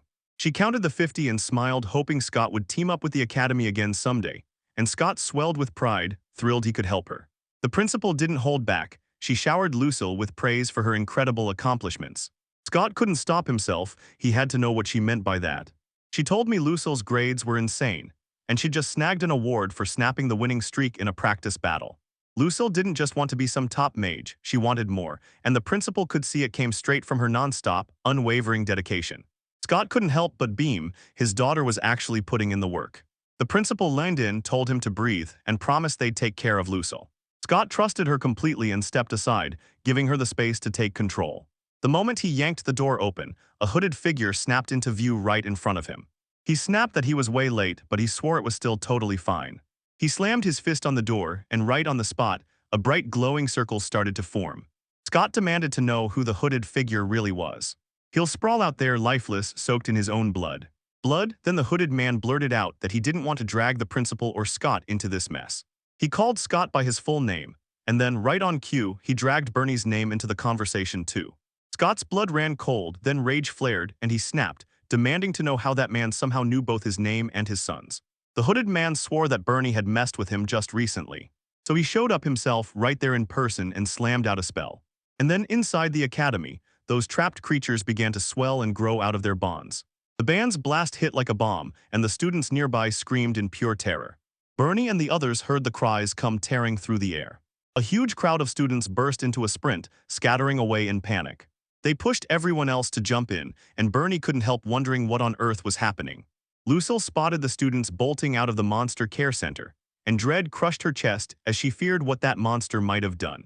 Gina's eyes went wide. She couldn't believe what she was seeing. The creatures she'd been nursing had blown up in size, and they were wild, unstoppable, and totally out of control. Tamed, she couldn't shake it and demanded to know why they were acting this way. Bernie finally snapped. Those monsters weren't just attacking, they were poisoning everything with magic. Lucille raised her staff and barked for them to move fast, no time to waste. Gina shot forward, stopped her cold, and declared she'd handle the monsters by herself. She bent over them, murmuring until their eyes flickered back to normal for a heartbeat, then it all snapped away again fast. But the sky darkened again in a blink, and they tore back into their rampage like nothing could stop them. Gina got a full-force rampage thrown at her, but Lucille burst in and snatched her to safety. She blasted out her ice-freeze spell, unleashing a wave of power. Sharp ice shards clawed at the creatures from every angle. Lucille swore she'd freeze every last one of them solid. Gina pushed her to finally quit, insisting the monsters were just naughty kids, and guilt crushed her, because she hadn't taken care of them the way she was supposed to. Tears poured down her face as she begged Lucille, please don't hurt them. Lucille hesitated for a split second, then another monster surged in and attacked a student right beside them. Al burst in at the last second and shoved the creature out of his way. He yanked the creature's horn with both hands and threw it aside like it meant nothing, Then he snapped at the student to bolt before it was too late. Bernie rushed in to help the evacuation, scanning for a way to calm the creatures instead of clashing with them, determined to find a cure for the enchanted toxin. A creature lunged in and tried to smash Lucille and Gina flat. Lucille snapped on her upgraded shield in an instant. She tried to stall the monsters just long enough to unleash healing magic on them. Bernie took her advice to heart and started plotting how to freeze those monsters in place. He noticed a bunch of herbs right nearby. He blared out to his sister, swearing he'd build a device that could freeze those monsters solid, so she had to hang on just a little longer. He told us how he stumbled on the real power of teamwork in Rodney Valley. He was hungry to see them link up and join forces in the valley. Lucille clocked his confidence and realized she could count on him. Bernie swore he'd keep the monsters under control, then climbed onto Al and rode out to get ready for what came next. In the principal's office, Scott suddenly ran into a hooded stranger who felt downright unreal. Hood, Bernie demanded that Al lead him straight to where the anesthetic grass was growing. As they pushed onward, Al caught sight of wounded students sobbing and begging for help. Help, I knew we still had a little time left. They bolted forward and slammed into a tiny guard. In the garden, Al caught the sharp scent of fresh-cut grass, and it hit like a jolt. Bernie snapped his head around and spotted the plants in an instant. Then he whipped out the charm. Al promised he'd come back to rescue the students still trapped there, then leaned in and asked if Bernie could handle things by himself.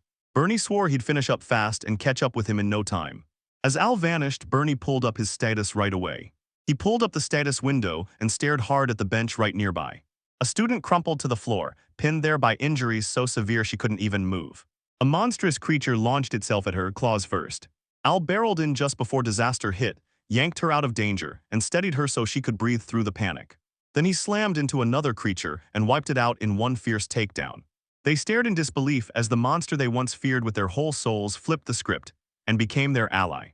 Al fought like a one-man storm, but the other creature crushed him, then drove its horn straight through him. The students' nerves snapped. Did they really keep running while Al was in trouble? Al teetered on the edge of being overwhelmed, but a few brave souls spun back and threw protective spells, shielding him from disaster. The boys leaned in and said, "We've got an idea too." The girls jumped in, swearing they'd team up to safeguard the academy. Al was stunned by how fierce and unbreakable their resolve was. Solve right when the tension spiked, Bernie came barreling back and yelled that he was finally done. As Scott locked eyes with the hooded figure, he heard the screams outside and rage erupted like a wildfire in his chest. Scott pressed him for answers, demanding to know what the hooded man really did, only for the man to swear it was just a test and slam the door on any chance that Scott or the principal could get involved. He tried to make sure Scott couldn't interfere at all. Then a gust of wind suddenly swarmed around Scott. Scott clutched him hard, growling that he'd tear him apart, while the man sneered, convinced Scott was just another brawler who couldn't touch a mage like him.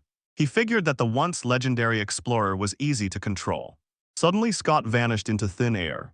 A blade suddenly popped into view and then appeared right behind him, pinching his throat with a knife aimed straight for the kill. He only mentioned that the little dagger was meant for protection, but it was sharp enough to end a life. He slammed the man with another hard question, what he did to the students and what he was trying to pull off. Steve, hood up, eyes wide, couldn't believe it when Scott blasted through his magic with pure physical power. He erupted into applause, insisting, "Relax, this is just a test." And that's why the rest didn't matter one bit for Scott. None of it would help him understand. The hooded figure slammed out a brutal spell, and Scott got blasted clean off his feet, flying through the air. Scott realized the spell should have hit the caster, but the hooded man stood there unscathed, like it never touched him. Seeing how fast Scott was, the hooded man snapped into action and swung even quicker. Scott dodged every magical strike, then seized the perfect opening and cut straight for the man's neck. But when his knife tried to swing, the hooded man smirked and stopped it. "That thing's useless," he scoffed, and blasted a sphere of dark energy into Scott's gut. The impact hit hard as Scott crashed through the hall and slammed into the other side. The cloaked stranger leaned in and told Scott that people like him, ex-adventurers with nowhere left to go, had no hope and should just give up. Scott stared into the distance and thought about his family. Then he went quiet, like something in him just stopped. He finally owned up to his life as an adventurer, because everything was about to change. Now he'd forged his life into a blacksmith's vow. He'd protect everyone he loved no matter what. With a sharp flick of his hand, sword snapped into existence right in front of him. Then the hooded man watched his knife shatter into pieces as the blazing blades rocketed straight for his face. He slipped past them and threw in a sharp compliment to Scott, praising how smart and clever he was. Scott spotted his opening and lunged for the attack as the hooded man slipped to the side. But then his hood slipped just enough. Scott caught sight of a familiar mark on his back. Back on the academy grounds, meanwhile, the action was picking up fast. The students fought to hold back as the wild monsters surged at them. Out of nowhere, a voice screamed, "Duck," and they had just enough time to drop. Bernie crouched on Al's back, gripping a crossbow like it was about to spark disaster. And he loosed arrows coated in a one-of-a-kind blend. Every camera shot ripped forward toward the creatures like guided arrows, locking on instantly. He tore them out of the fight one by one. Bernie couldn't help but say it totally worked. He forged a mind-blowing contraption from numbing grass, mystical ore, benchwood, and iron, and its power hit like a thunderclap. Then he locked onto fresh targets and went hunting for more. Lucille admitted the magic was all gone, yet somehow she still kept the protective spell standing. Bernie practically shouted at her and Gina to duck down and keep their heads low. Heads, Lucille exhaled in relief. He was finally back. Bernie locked onto the creature and unleashed a fresh volley of paralysis arrows. A storm of arrows slammed into the giant beast, and with a brutal thud it crashed to the ground. But somehow it clung to consciousness, surviving when it had every reason to fade, and Bernie's jaw dropped. The creature exploded with a thunderous roar, and the girls were knocked straight to the ground. Bernie demanded to know why the sedative wasn't working, and then someone stepped in to ask what was going on, and explain why everything spiraled, because some magical poison outbreak just slammed the creatures and changed them fast. Outbreak? Right in the middle of it all, Professor Evans showed up. Gina's mind raced as she stared. I couldn't wrap my head around it. Why were the monsters acting like this when she always gave them their medicine? Evans couldn't believe his eyes, and what he was seeing felt impossible to accept. He said the special potion they were giving the animals was supposed to calm them down and ward off illnesses.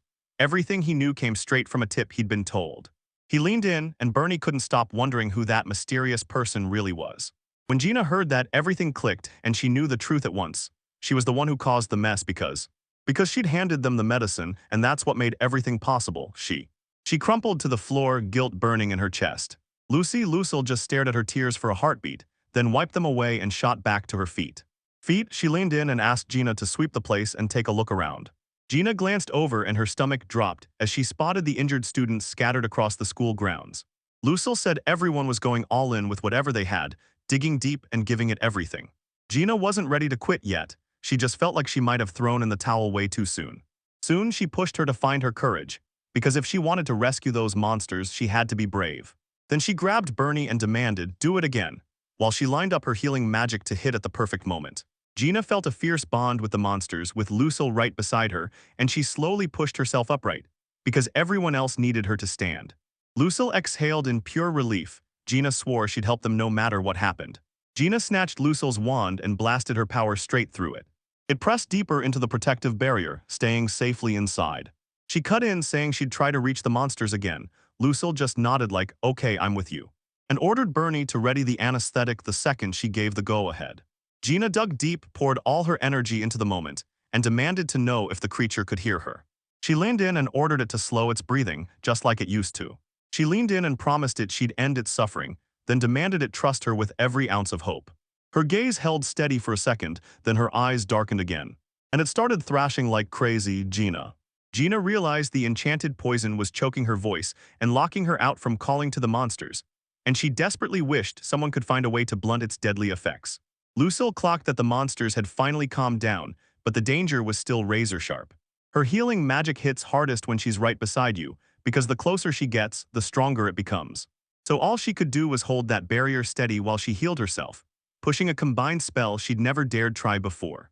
She felt shaken, like the ground might give out beneath her, unsure she could pull it off. And even if she somehow did, the healing power would still hit weaker than it should. Still, it was the only move she had left. Gina told her she believed in her the same way Lucille did, and Lucille nodded right along. Realizing she had to put her faith in the two of them, and in herself, no exceptions. She replayed everything that came before and planted herself right in harm's way to block it. She fired up a stronger defense spell, then snapped Bernie move. With a shout, Bernie loosed his arrows and pelted the beast again and again until it was riddled with hits. As Lucille chanted her spell, she leaned in and practically ordered him to step back. She'd take it from here. She unleashed a healing spell, and the arrows lodged in the monster's skin began to mend. As the magic hit, dense black fog burst out of the monster's mouth like a living storm. Bernie's stomach dropped the instant he clocked what his sister had just pulled. Done, Gina pounced on the opening and started talking to the beast right then. She choked out an apology for all the pain she caused, admitting she finally understood they never wanted to make it feel this way. She finally spilled the truth, she'd never had friends before. But with the monsters to look after, the academy days didn't feel nearly as lonely anymore. Lonely, after it was all over, she begged to look after them again, because they meant the world to her. Gina grinned. Lucille swore she'd stay right by her no matter what. They finished the plan, then stood shoulder to shoulder and blasted out their promise. They were going after the monsters and bringing them home. They teamed up, threw themselves into the mission, and helped the creature recover, until it finally found peace. The creature finally tore itself free from the grip of the. It struck the enchanted poison into him, and then his strength snapped, sending him crashing to the ground. Gina barreled forward and wrapped her arms around it, and instant relief shattered through her as tears poured down her face. Lucille finally crumpled to the ground, the moment the job was over and the weight vanished from her shoulders. Bernie leaned in, tapped her arm, and asked for a high five right then. High five, Lucille grinds and obliged. What a wild combo. Scott's eyes snapped to the symbol blazing on the hooded man's back. The man clenched his fists, then like a switch flipped, exploded into action with shocking speed. Like a trained fighter, Scott dodged the quick punch at the last second. He threw punches and then lunged to fight back, knife in hand, ready to strike. Knife, they traded brutal blows until the man in the hood finally backed off. Rage boiled as he fumed over Scott's nonstop trouble. He yanked his hood back, baring his bald head, and admitted he never meant to treat this fight like anything real. With a snap of his fingers, a deadly spell burst to life right under his feet. A thick wave of black fog came rolling out of the circle, swallowing everything in its path, molding itself into something that looked exactly like a four-winged bird. Scott figured it wouldn't feel like a real battle unless both teams locked in and treated every second like it mattered. Seriously, this bald man slipped into the finishing move and came for him with intent to end it. Right behind him, the wall detonated in a violent blast. He yanked out stronger ropes and bound both the creature and the bald man tight. The bald man laid it out plain. This was exactly why he was determined to keep the principal locked down. Find Principal Regal smashed his way through the shattered wall. Her face turned stern, and she demanded that he take responsibility for the chaos he'd unleashed at her school. The bald man stepped forward and announced, loud and final, his time was over. Scott's anger flared as he snapped to himself, wondering if he was really just trying to run away.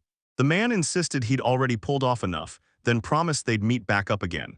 Scott yanked toward his own neck, trying to cut his head clean off. Just like smoke, the man disappeared. Right before he was gone, he leaned in and quietly told Scott goodbye. In a heartbeat, the villain vanished into thin air. At the same time, Evans dropped his head and blurted out, "I'm sorry," and then he took every last bit of the blame. Yena couldn't stop wondering if the medicine sparked the whole incident, and Evans nodded like, "Yeah, that's probably it." Yeah, he's convinced those repeated doses sparked the outburst, even if there were other reasons in the mix too. Gina finally got it, those meds weren't here to cure illnesses. Lucille leaned in, all eyes, and pressed them for the story of how they managed to get it. Evans told us that one day a man showed up trying to sell them a sedative brewed from magical poison, one that could fight off a disease. Then he pushed for clinical trials, insisting they test it on the creatures kept at their school. Cool, Evans, running monster management, refused to miss a single weird detail, and then the man slid over an official document that proved the drug actually works.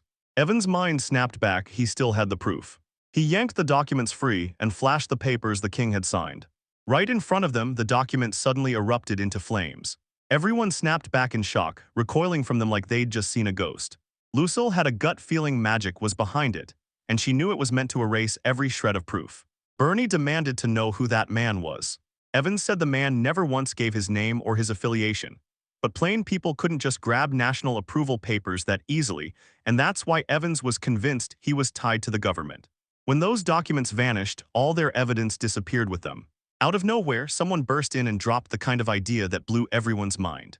Scott came charging in, and right on his heels was the principal. Lucille's stomach dropped the moment she saw Scott was hurt. Scott spilled that some creepy stranger had busted into the principal's office and attacked them, and that it was probably the same guy who handed them the medicine. Right in the thick of the fight, he spotted a strange symbol staring back at him on the man's back. He said it came straight from the kingdom's magical forces, and the others just couldn't swallow it. The principal said the school was wrecked, and even if Evans meant no harm, he couldn't just let him run off. He had to round up everyone involved and speak to them all. Everything came down to the president's call.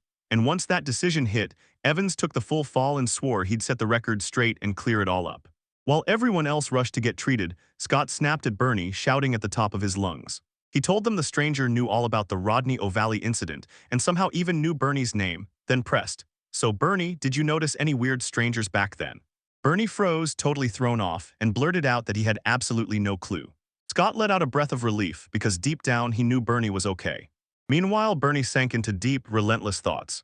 The monsters in Rodney U Valley don't look like they spawned on their own, like something planted them there, just like what happened this time. Out of nowhere, some people he couldn't even understand went out of their way to hurt the very families and friends he cared about. That guy knew Bernie like an old friend, so he could run back and grab him whenever he needed.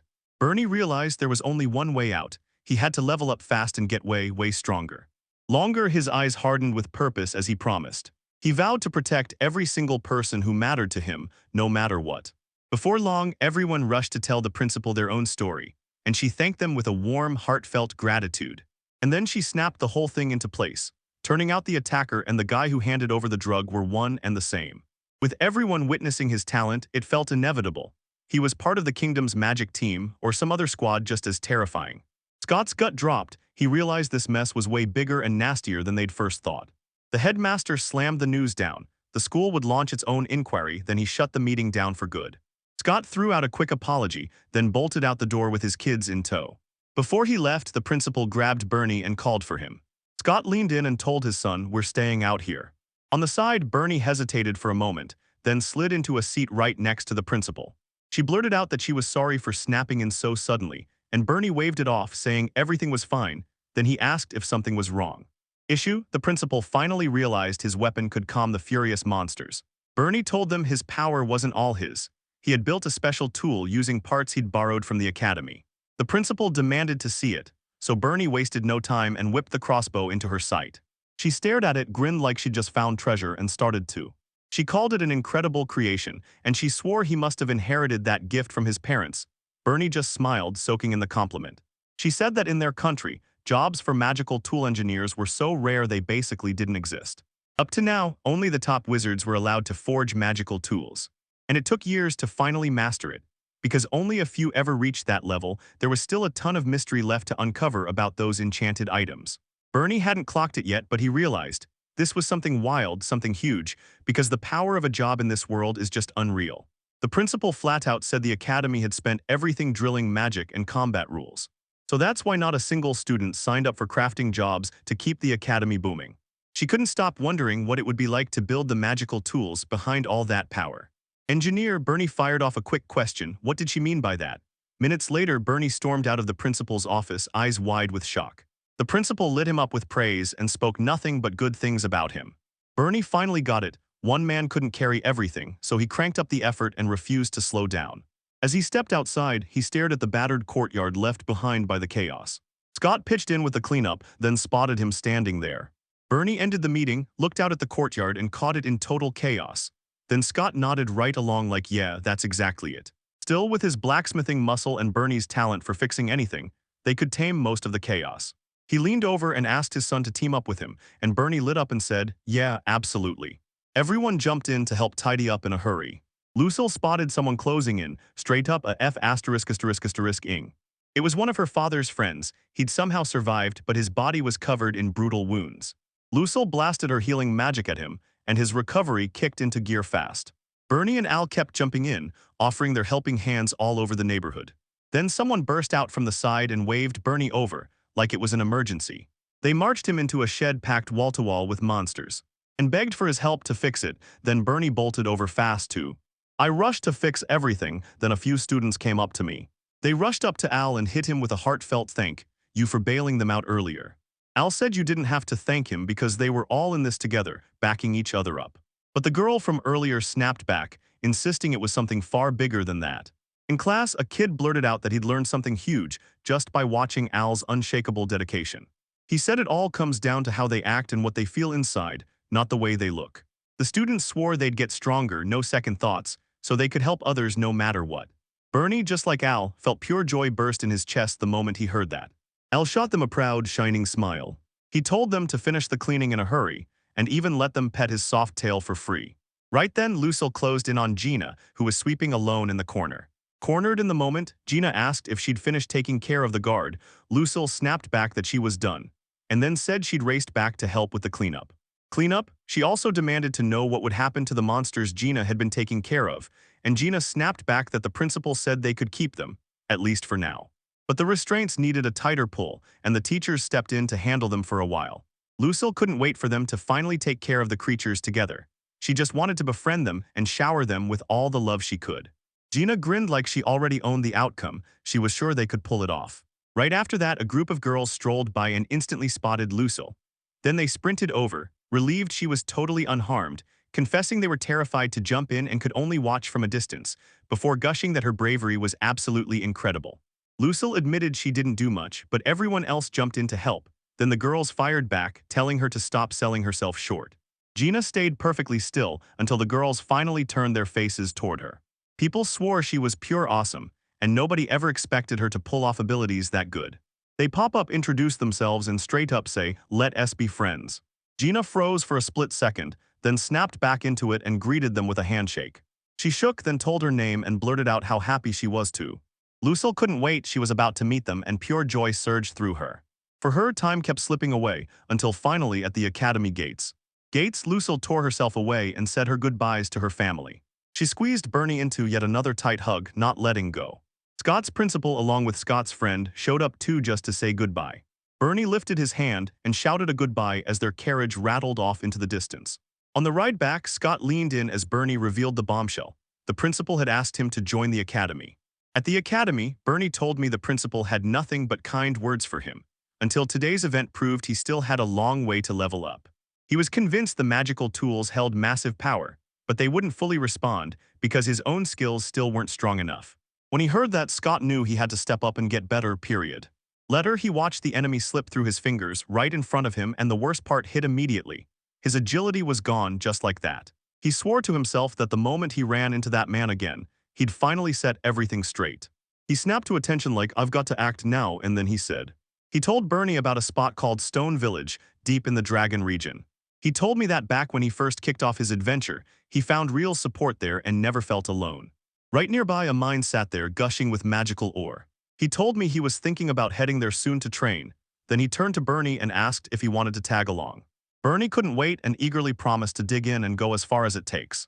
Deep down, Scott finally realized he had to hold on to his roots if he wanted to protect his family for real.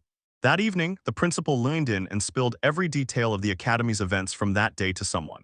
She blurted out her fears about forged documents and how it might tie straight into the kingdom's magic core, so she hurried to warn a trusted royal family member. This guy was Matthias.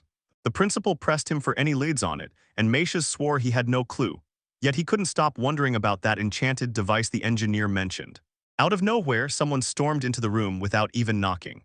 Matthias shot a glance and said he thought everyone was already dismissed, then leaned toward Minister Zalan and demanded why he'd come. Zalan admitted he'd overheard worrying pieces and couldn't resist stepping closer to hear the rest. Macias shot back, "This helps a lot," then leaned in and demanded to know if the minister had heard anything new about what's going on at the academy. The minister swore he had no clue about a single thing. But he couldn't ignore the chaos swirling around the magic core and the shocking rumors of fake documents, so he slammed down the decision that he'd kick off a full no-holds-barred investigation. An investigation kicked off under Crown Prince Baker, the first prince, and that's when Matthias felt a jolt of pure surprise. The minister leaned in and asked, "Is this okay with you?" Macias flashed a grin, sprang up to his feet and said it was totally fine. He really thanked them for the help. He blew past the minister and dropped the line that He'd vanished for a while, so he begged the minister to go tell his brother. He brought it up and said there was one person he had to see, no matter what it cost. Barely had the father and son rolled into the mining site with Al before it all kicked off. Scott told me Stone Village used to be peaceful and quiet. Then the nearby mine kicked off, and suddenly the whole place filled with noise, workers, and people everywhere. Bernie figured the academy trouble was finally in the past, and he couldn't stop grinning. Either his dad was taking him to hunt for magic, or this crazy adventure was about to blow his mind. They hurried to Dorothy, begging for her permission. She figured Scott was headed to meet someone she recognized in Stone Village, and Scott told her he'd be gone for a while. After some time, Bernie clocked that his dad wasn't aiming for the same thing at all, and now his curiosity was screaming what was his real plan. As soon as they pushed into the trees, Al screamed for Scott. because Scott immediately remembered how the woods near the village felt connected to the wild place where they first crossed paths.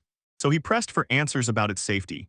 Yeah, he warned that the woods near the village were off-limits, but as long as they kept their distance, it should be okay. Still, they couldn't let their guard down for a second. Vigilant, they pushed forward like the answer was just one turn away. They finally burst into Stone Village, and the whole group hit the ground running.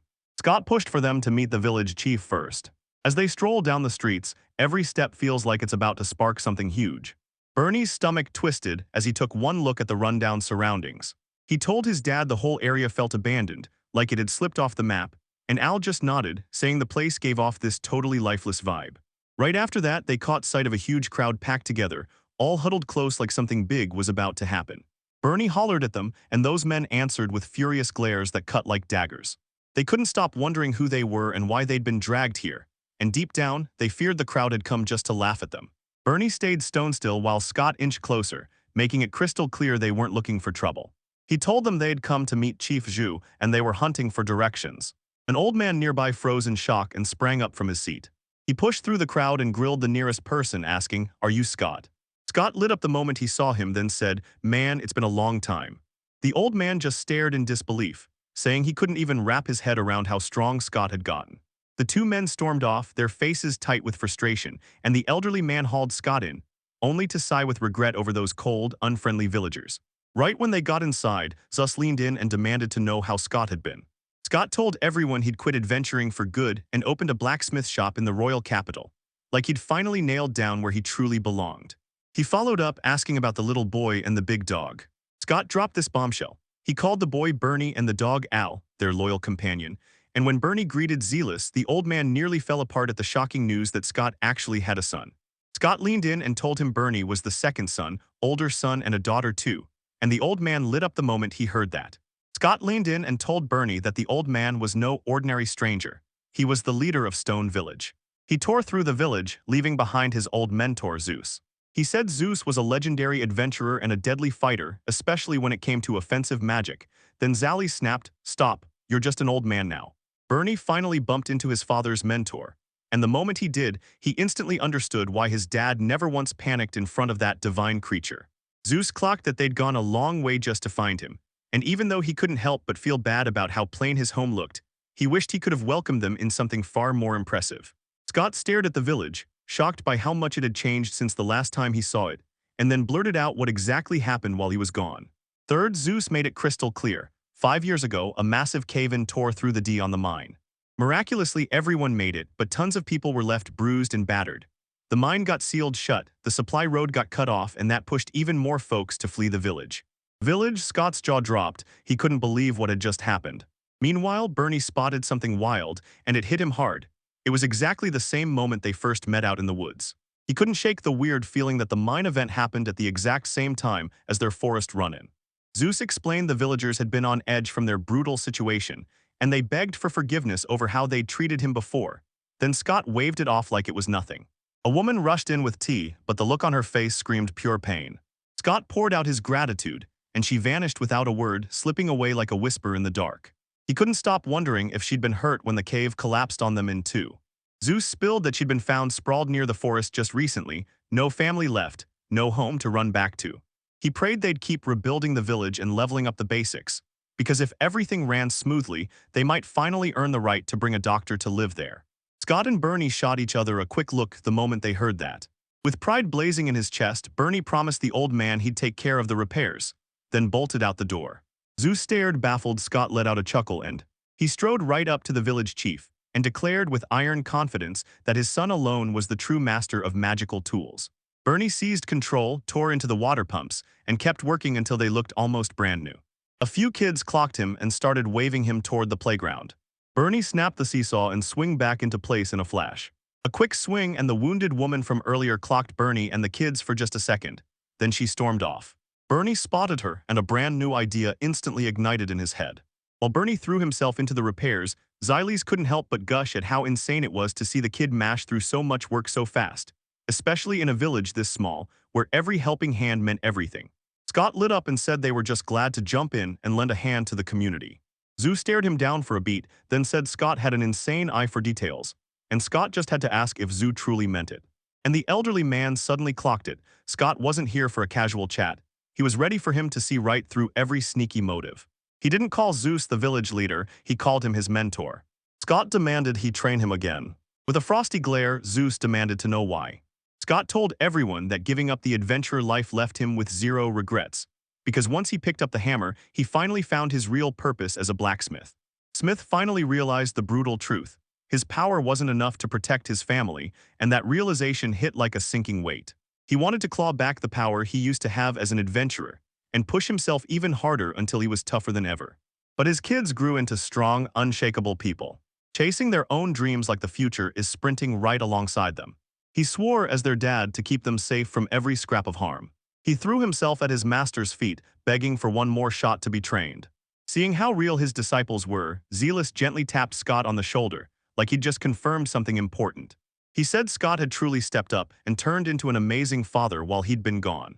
And he had one more favor to cash in and return.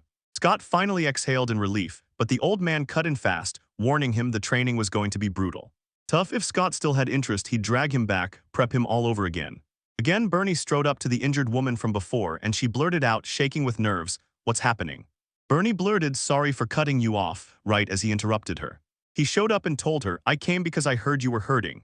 She nodded along, then smiled and said the villagers were kind, so she'd been getting by. By Bernie's side, the memory hit. He'd still got extra magic ore left over from when he crafted the staves. He told her he'd build a healing tool to help her recover, and it left her completely baffled. Bernie gestured her over and invited her to sit down. He yanked out bandages, flashed a chunk of magicka and uncorked a tiny bottle of potion. He unleashed a surge of raw energy and the blazing light blindsided the woman, and in the blink of an eye, a solid shape snapped into existence. Bernie told her this spell would turbocharge her healing. Yeah, it wasn't as strong as real healing magic, but it would still kick her leg's recovery into high gear. After everything she'd been through, the woman finally turned to him and poured out her heartfelt gratitude. Bernie even tossed out the idea that he could slap the cast on her himself. She didn't even flinch. Bernie stayed totally unfazed by the snake tattoos crawling across her hurt leg. The woman flashed another grateful smile, then admitted she had nothing she could give in return. Bernie flashed a grin and told her it was totally fine. He was just thrilled he could help her out. She stopped for a split second, then leaned in and demanded to know why Bernie had come to their village. Right when Scott was about to speak, a sharp knock crashed against the nearby window, and Scott was standing right outside. Bernie took a step back, and the woman poured out her gratitude one more time. Then her smile vanished, and her expression darkened in a heartbeat. Outside, Bernie leaned in and grilled everyone on what was going on. Scott pointed at the food warehouse sitting on the village's edge and begged you to help haul the supplies. Bernie and Al both shouted yes, and Zoo instantly lit up with gratitude for everything they'd done. Help, those buildings looked worn out and drained, but the food situation had finally started to improve a little. Recently, a brand new lord took the reins of the Dion area, and first thing he did was make sure everyone had plenty to eat. Hearing that, Scott couldn't help but wonder, was this new lord someone with real power behind him? Zealous nodded and laid it out. This lord was solid as steel, always putting the people first. The lord was out inspecting everything. Then he returned, and with that smug little twist in his voice, he basically dared Scott to welcome him. Scott shot a grin and said yes, because they're not leaving yet, they're sticking around for a while. Out of nowhere, a voice blared right next to them, like it had been there the whole time. Everyone bolted for the village entrance. Blood drenched the armored man as he begged for his master's help. He lurched forward, then went down hard, face first right in front of the crowd. Bernie's jaw dropped when a soldier soaked in blood suddenly staggered out of nowhere, where he froze in place, watching the injured man beg for help with shaking hands. Scott saw the soldier stumble into the village with his wounds still raging, and instantly knew the fight had to be raging nearby too. Zoo decided they had to go help anyone still stuck in trouble, then turned to a nearby villager and told them to watch over the soldier. Scott snapped an idea into place, split up and hunt for clues, then send Al to track the scent of blood. Zell leaned in and told them he'd already cooked up a plan to reach their destination. And with that, they launched forward together. They spotted a group far off in the distance in the blink of an eye. Zeus figured it had to be the Lord's team, and his gut screamed that something went terribly wrong during their check. Bernie spotted a carriage lying on its side, crumpled and overturned like trouble had arrived mid-route.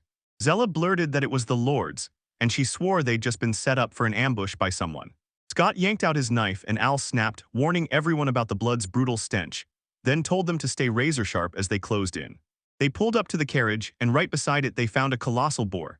its tusks smeared with blood while wounded soldiers lay scattered all around.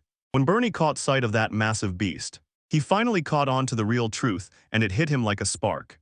Right when Scott was about to catch his breath, the board came flying at him again, so he shot forward, aiming to drop it before it could strike. He launched over the boar and slammed into the back of its head, and that brutal strike sent it crashing straight to the ground. Wounded soldiers stood there, eyes wide, completely stunned. Stunned, Bernie stared in total awe as his dad tore into the fight, and Zoo clocked it. Scott had landed the perfect strike on the exact right spot. But this boar wasn't some ordinary beast, it was something far more dangerous. Even after the attack, it looked completely unscathed, and snapped its body around to send Scott flying off balance. Right when the creature lunged for Scott, a bolt ripped straight through its head. Scott glanced over and froze when he saw Bernie take aim and fire the crossbow. Despite everything, the creature still hauled itself back up, and Bernie's crossbow was suddenly hitting like a dream. He knew right then this was his one shot. He took a breath and threw the whole thing on chance, praying that this shot would finally land. The creature suddenly went silent and crashed to the ground with a bone-jarring thump. Thump! Bernie felt a huge wave of relief hit him, like he'd finally pulled off the whole plan. A young man stepped right up and showered Bernie with praise for an absolutely killer performance. Zeus exhaled in pure relief the moment he saw Lord Matthias was safe. Meisha's told me they got ambushed the second they were heading back after the inspection. Surrounded by just a handful of guards, he was walking straight into a nightmare of danger. After his guards slammed the monster down, a thick cloud of smoke erupted from it, then slowly faded into nothing. Matthias still couldn't wrap his head around what he'd just seen, but one thing was crystal clear. Bernie had genuinely proven his worth, and Matthias finally realized it. Bernie kept poking at his words, and Matthias went on to spill everything about what happened in Rodney Valley and what unfolded at the Royal Academy. I watched as word of Bernie swept through the royal capital, and I never once expected to collide with him like this. Bernie snatched his hand and demanded who he was. Zeus said the young man was Matthias, the Lord of Stone Village and the second prince of the Latover Kingdom. Matthias flashed a warm smile and said he was happy to meet them. Scott and Bernie nearly couldn't believe it, second prince here now. And before long, they followed him straight to the mansion where he was staying, staring in shock at how massive the place was right at the village edge. It didn't feel right at all for a prince to be living out here. Meisha's shot them a grateful nod again for yanking them out of that dangerous mess, and Scott laughed.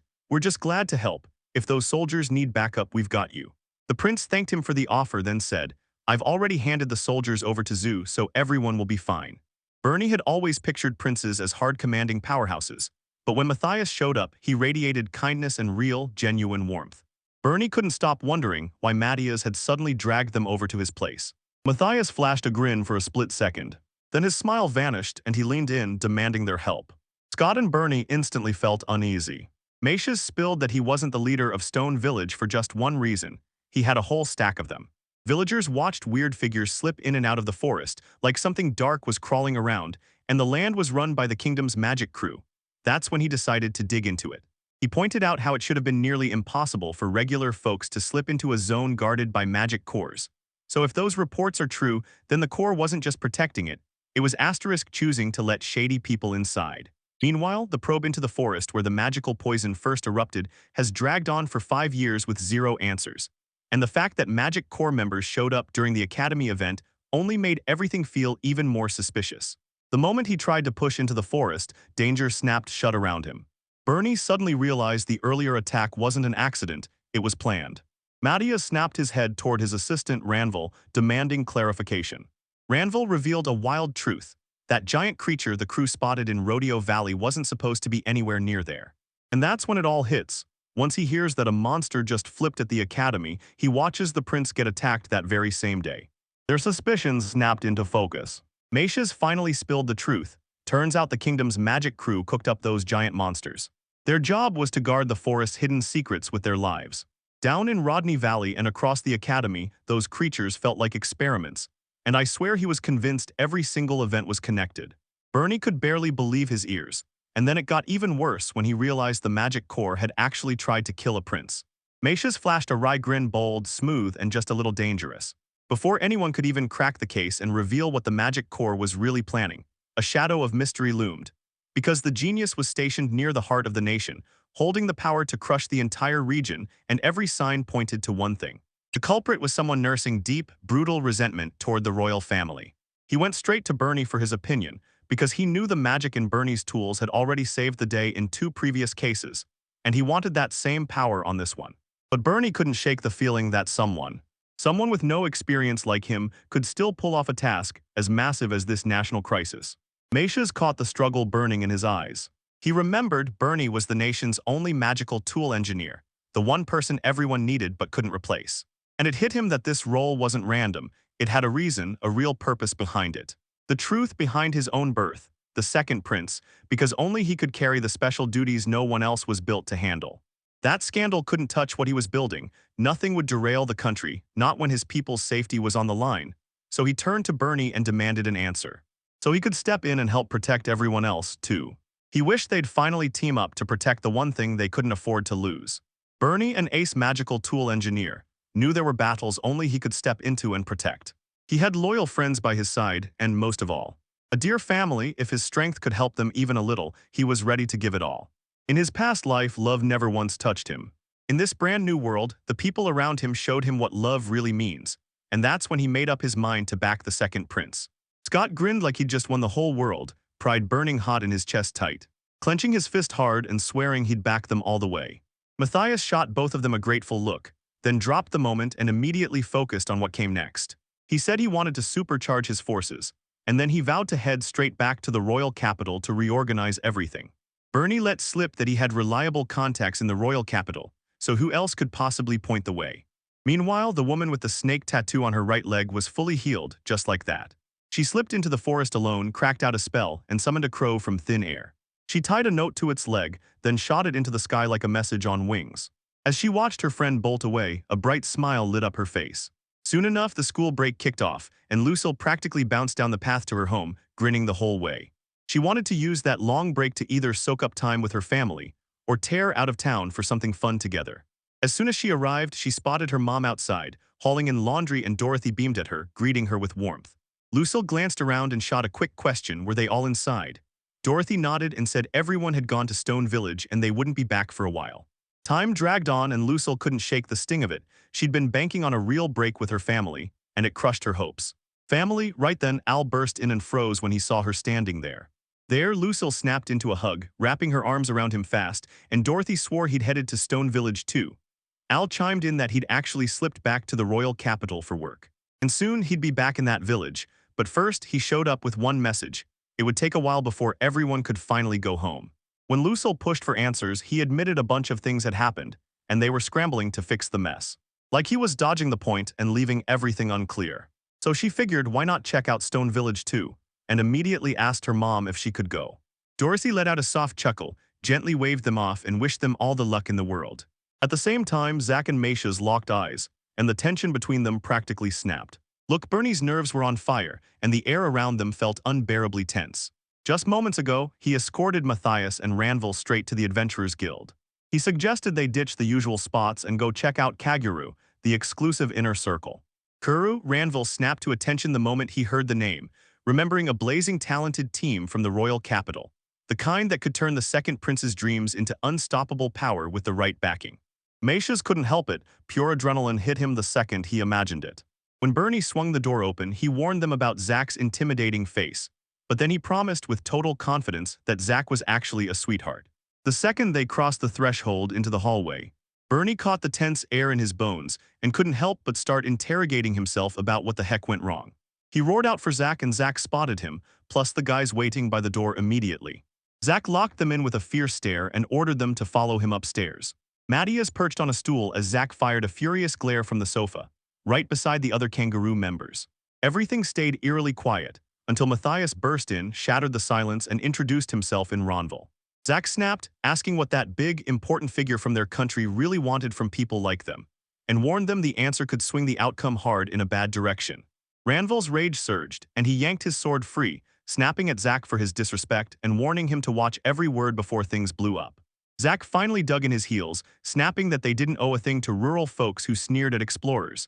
Then he spun to the prince and fired off the question of whether. Matthias got it instantly, that's a mistake. And he snapped back that you can't demand perfect manners from adventurers living off hauling and selling magical or the country is supposed to supervise. See, Bernie finally clocked it, everything had gone sideways because he completely missed the one thing that mattered. Zach didn't just dislike the country, he hated it. The air in that room turned heavy, like something dangerous was about to snap. and you could feel the tension cranking up in the air, like everyone's body knew something was coming. Matthias then straight up told everyone his earlier words were nothing special, just the kind of thing any royal would say. He truly idolized every person who threw their support behind the royal capital. He could clearly see it. Adventurers hauling magic ore and supplies were the reason the capital's economy stayed alive and kicking. He demanded they treat him as an equal, not a subordinate. Zack let out a heavy sigh and leaned in, asking what the prince wanted. Meishes lunged out to Karoo, the legendary crew that adventurers swear by for talent, grit, and mind-blowing wins. Cliff, heart-pounding, leaned in and asked what kind of cooperation they were even talking about.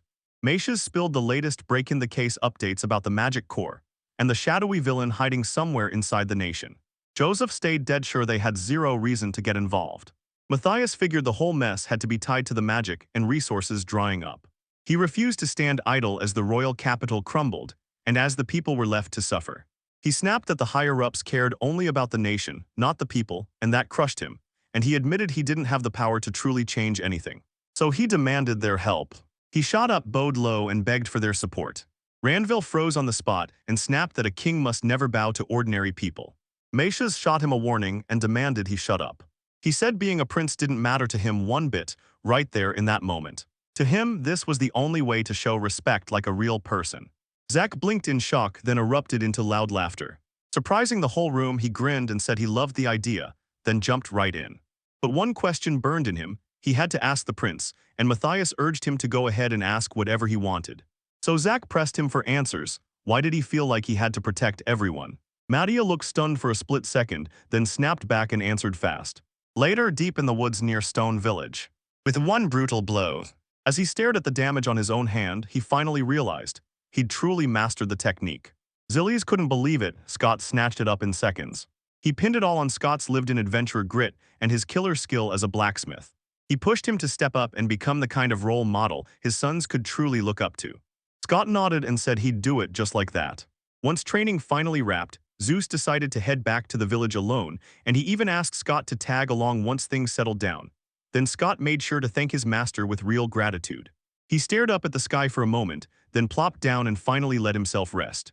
He felt it, his hard work was about to pay off, and the next move was all about sharpening his precision to the perfect point. Right then, Zack burst in and teased Scott relentlessly about how relentlessly he poured every ounce of effort into it. And yeah, the rest of the kangaroo crew was there too, watching. Scott's jaw dropped. Zack actually agreed to the request, and Scott couldn't believe he'd have the key players back. Zack couldn't sit still after he uncovered a link to magic and circulation, especially once he heard the royal capital was already starting to crumble. After Meishes answered his question, he instantly locked in his plan and chose exactly what he'd do next. Matthias just wanted to know one thing: did anyone out there really need a reason to look out for others? Zack couldn't stop admiring Matthias' courage as a prince, and he decided that was exactly the spark he needed to team up with him. Scott said it felt just like Zack, and Zack shot back that young people are locking in on what truly matters to them. So yeah, that's why adults should step in from the sidelines. Cliff hooked up with Kaguru, and then Lucille arrived at Stone Village too because she could use magic as well. Scott wore a small, sly smile like he knew something you didn't. With Zack calling the shots now, the whole team was fired up and ready to surge forward. Night had already dropped, but the workers kept their heads down and the mines roared on, hauling out more work day after day.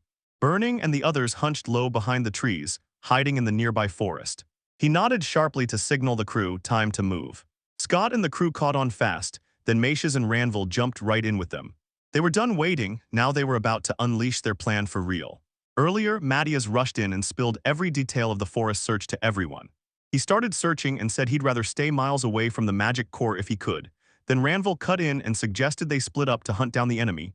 As she scanned those far-off locations across the endless void, the moment Lucille heard the word, she fired up her magic, saying her detection spell would make it all ridiculously easy. With a quick flick, she used it to track people down. Then a giant map burst onto the screen, and glowing circles started popping up everywhere. Bernie's eyes lit up. He'd seen it coming. His sister really had the spark, and Ranville practically reeled from how violently powerful her magic was. Lucille's eyes widened. Dozens of people had flooded into the heart of the forest. She slipped into the forest's edge and found the deep mine's entrance. There were about 30, maybe more, and the real standout seemed to siphon that dazzling energy, while Matthias finally understood exactly what they were about to need. To uncover the truth, they had to grab people who could spill real evidence. But if the targets bolted into the woods the moment they tried to round everyone up, it was going to turn into a brutal mess. Bernie leaned in and suggested they rig up some traps. He let out a sly chuckle as he rummaged through his magic bag and started pulling things out. Bag in hand, he swore every bit he grabbed could save the day when it mattered. Cliff leaned in and demanded to know everything about that enchanted ore and the magical ropes. Bernie dug deep into his powers and forged a magical device right there. Zack grabbed the device and asked if it was the legendary magic tool, while Scott stared at it, stunned and already wondering how on earth they'd use it. Bernie ordered them to wrap the busiest areas with a special rope he'd built, so the targets couldn't slip out and vanish. Zack leaned in and told him, "Let my team handle the trap setup." Lucille would push ahead to hunt down the perfect spot for the mine, while Scott stayed right by her side, ready to shield her with everything he had. Bernie pumped everyone up and pushed them to bring everything they had. Matthias flashed a grin at Bernie while the crowd spilled away. First, he made it clear that Bernie had a whole crew he could trust with his life. Bernie paused mid-wait and a sudden thought hit them like a spark. He just sat there waiting, and then he suggested they talk, convinced it'd be easier to spill their real feelings to someone like him. Matthias flashed a grateful smile, then patted his head gently like a thank you that meant everything. And just like that, he decided to tell Bernie something he'd been holding back. With the king's health slipping fast, Matthias and his brother stepped up and grabbed more control in the government. So they crowned his brother, the future king, with the weighty state affairs, while Macias, the second prince, was tasked with breathing new life into the struggling regions. Everything finally seemed to be working, until that magical poison burst into the scene 5 years ago. Once the investigation got shoved to the magical core, everything stalled. Then the cave-in happened and the no-go zone ballooned overnight. Without his brother's okay, these moves never would have happened, and Matthias tried to corner him face to face, only for his brother to keep slipping away and dodging every single attempt. Bernie was convinced the crown prince had his hands all over the whole mess. Matthias was sure his brother would never do anything that would hurt the king. He'd been around him long enough to know it, and the whole thing still felt weirdly off. Matthias desperately hoped his brother wasn't acting for real, like some puppeteer had him yanked around by strings. Net Bernie couldn't shake the thought that if Matthias picked a fight, it'd be absolutely heartbreaking to watch him get attacked. Matthias launched back insisting, "That didn't happen, I'm telling you it's not true." He admitted he didn't have the courage to face the truth, that his brother might have been able to change. Even though it shook the whole nation, he couldn't shake the regret. Turning it into a family fight was his biggest mistake. Bernie admitted he was drowning in tough concepts, but he insisted it was still best to trust his brother. Matthias nodded hard and swore that faith was all he had left to lean on. Bored, Bernie clocked one thing right away: he couldn't afford to drive himself into regret. Trusting someone is the strongest gift a person can ever hand over. He was sure the crown prince believed in Matthias too, because blood ties like theirs can't be swapped ever. Macias gave a steady nod and told him straight up that he had to trust his brother. No matter what choices his brother swore by or what roles they grabbed next. They stepped into it together, and no matter what happened, they'd never stop being family. Now Bernie shot Matthias a worried look. He was sure Matthias felt the same love for family, so he decided to trust them, protect them with everything he had, and push himself to give his absolute all. At that exact moment, Zack threw the signal to everyone. The men loitering by the mine entrance demanded to know who they were, then admitted they were stuck on a matter far too important to put down. Huge piles of magical ore were scattered everywhere. When Cliff clocked it, the truth hit him hard. They weren't just cutting corners, they were guzzling their resources dry. Randall snapped at the men that the mines were off-limits, and made it crystal clear they were mining illegally. The men snapped that they had jobs to do, that this was just work, and they basically dared everyone, back off or get hurt. Matthias clenched his teeth and demanded to know who hired them, and exactly how long they'd been stuck in those mines. One of the men lunged at him, trying to take him down. Ranveil's fist cracked across the man's face, warning him in no uncertain terms to keep his hands off Prince Matthias, and to remember exactly where he belonged. The miners came barreling over and screamed that no kids belonged anywhere near the mines. To everyone's shock, Matthias stood his ground like a boss. Petty got rattled and shut down one small thing, then even muttered, "Sorry for acting childish."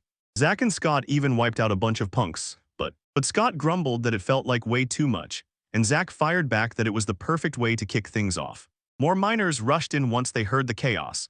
Then one screamed the pay wasn't worth a thing and bolted for the exit.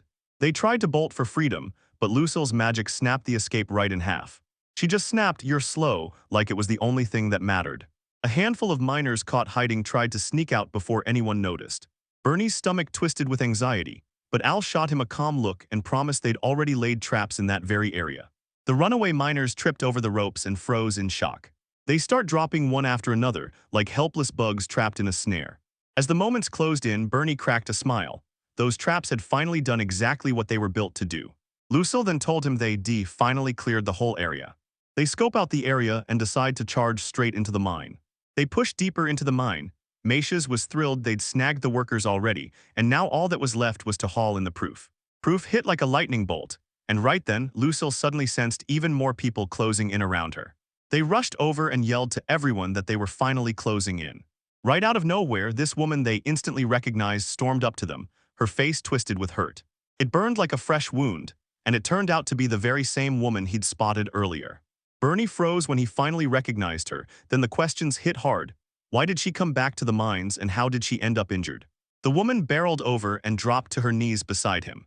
He grabbed her panicked, saying her child was still trapped inside and had to be rescued right now. Viewing, when they heard that, Scott and Bernie locked eyes for a split second, then went for it, and plunged deeper into those shadowy tunnels. She guessed the men had used some spell to mess with recognition, but even with her natural gift for exploring, she still couldn't track them down. She told them the men had found her gift, then forced her to hunt for priceless magical ore. Scott remembered the village chief, saying they'd found a woman lying unconscious right near the village. She insisted she'd barely escaped with her life, but swallowed her pain and kept it secret, determined to shield the village from whatever threat was coming. Bernie figured her old leg injury wasn't an accident at all. It was the price she paid for that escape. Still, Ranville couldn't shake the question, why did she crawl back after she'd already gotten away? Matthias caught the uncertainty in his assistant's voice, then his eyes locked onto the tattoo on that woman. She burst into tears and confessed the truth. Those men had snatched her child, the one meant to be in the royal capital, and they were using that child to force her back into the mines. She told them they straight up warned her, if she didn't come back, that kid would die. After she heard the child was being held even deeper inside, she admitted she couldn't pull them out alone, no matter how much her injured leg healed thanks to that enchanted device. She steadied herself, and then led the group into a huge open stretch inside the mine. She shoved them forward a little more, and right then, Matthias ripped his sword free and pointed the tip straight. He held the tip at the woman's throat, and she froze on the spot. And right as she did it, everyone around her froze mid-breath, staring like, wait, what is happening? Matthias bluntly said that no matter how perfectly she changed her look, that bruise on her leg still wouldn't vanish. So the woman panicked and asked what he meant. He explained that someone in the royal palace had the exact same bruise, and that a magician famous for swapping appearances was Zolan's assistant. He told me her name was Aradine Crawford. She was the minister's secretary.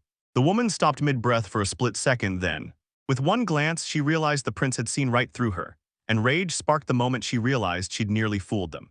Ranville froze in shock as soon as he clocked her, still disguised but unmistakably her. Bernie realized the whole thing was a straight-up deception. Odin demanded to know if they were truly curious about her motives, and she snapped back that she was done letting them interfere with Zolan and pry into things that weren't any of their business. That's when Matthias finally understood. Zolan was behind everything happening here. Aridine told them it was fine to share since she planned to toss them anyway. Then she called it her little farewell gift before they both slipped into the next life. She spilled the truth. She'd been quietly calling the shots, overseeing the men who were digging out that mind-blowing magic ore. When Meishes seized the throne, she had to vanish behind a mask, hide who she really was, and keep a razor-sharp watch on the village every single day. She didn't overthink it. She just had to sketch them in and finish the job, because if they stayed oblivious, their end would come fast and be over in a blink. She snapped that they were unfortunate, then mocked Meishes, calling him a fool for not taking the throne and for leaning on a young friend who wouldn't stop fussing over every little injury. Bernie asked where the kid was, and she said they'd already taken her. Auditine Grind double-checked it and said, yep, that's exactly right. She snapped her fingers, and the ground lurched like it had been grabbed. A colossal snake monster erupted up out of the deep, like it had been waiting there to strike. Her lips beamed as she proudly dubbed them her very own offspring. She snapped the order, and the command swallowed everyone whole as the beast hurtled in on Bernie and the rest. Zack stayed icy calm as he barked, "Move, give me space." Cliff and the others barreled inside and unleashed a full-on brawl with the monster. Then he threw the attack in, monster hit, and still somehow managed to land a brutal wound. Bernie pushed them onward Meanwhile, Joseph caught something off. Then the walls slammed up around the snake creature like a trap closing shut.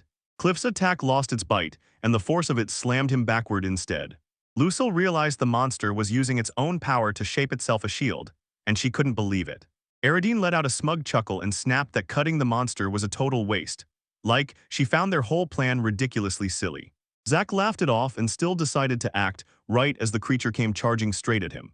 And he swung a devastating punch straight at the head, landing it perfectly. He swung hard and clean to finish it. Boom! The creature slammed into the ground with a thunderous thump and Aradine. Aradine tell them to hang on just for a second. Then Ranvil didn't hesitate, he shot in and swung his sword at her, but she barely got out of the way in time. Time dragged on, but the blade still nicked her cheek. Ranvil begged her to stay calm, but Audine snapped back, sneering that he was a stiff servant and huffing about how his arrogant, annoying attitude never ever changed. Right then, the snake creatures surged back to life. Zack couldn't help but think, whoa, this is seriously intriguing.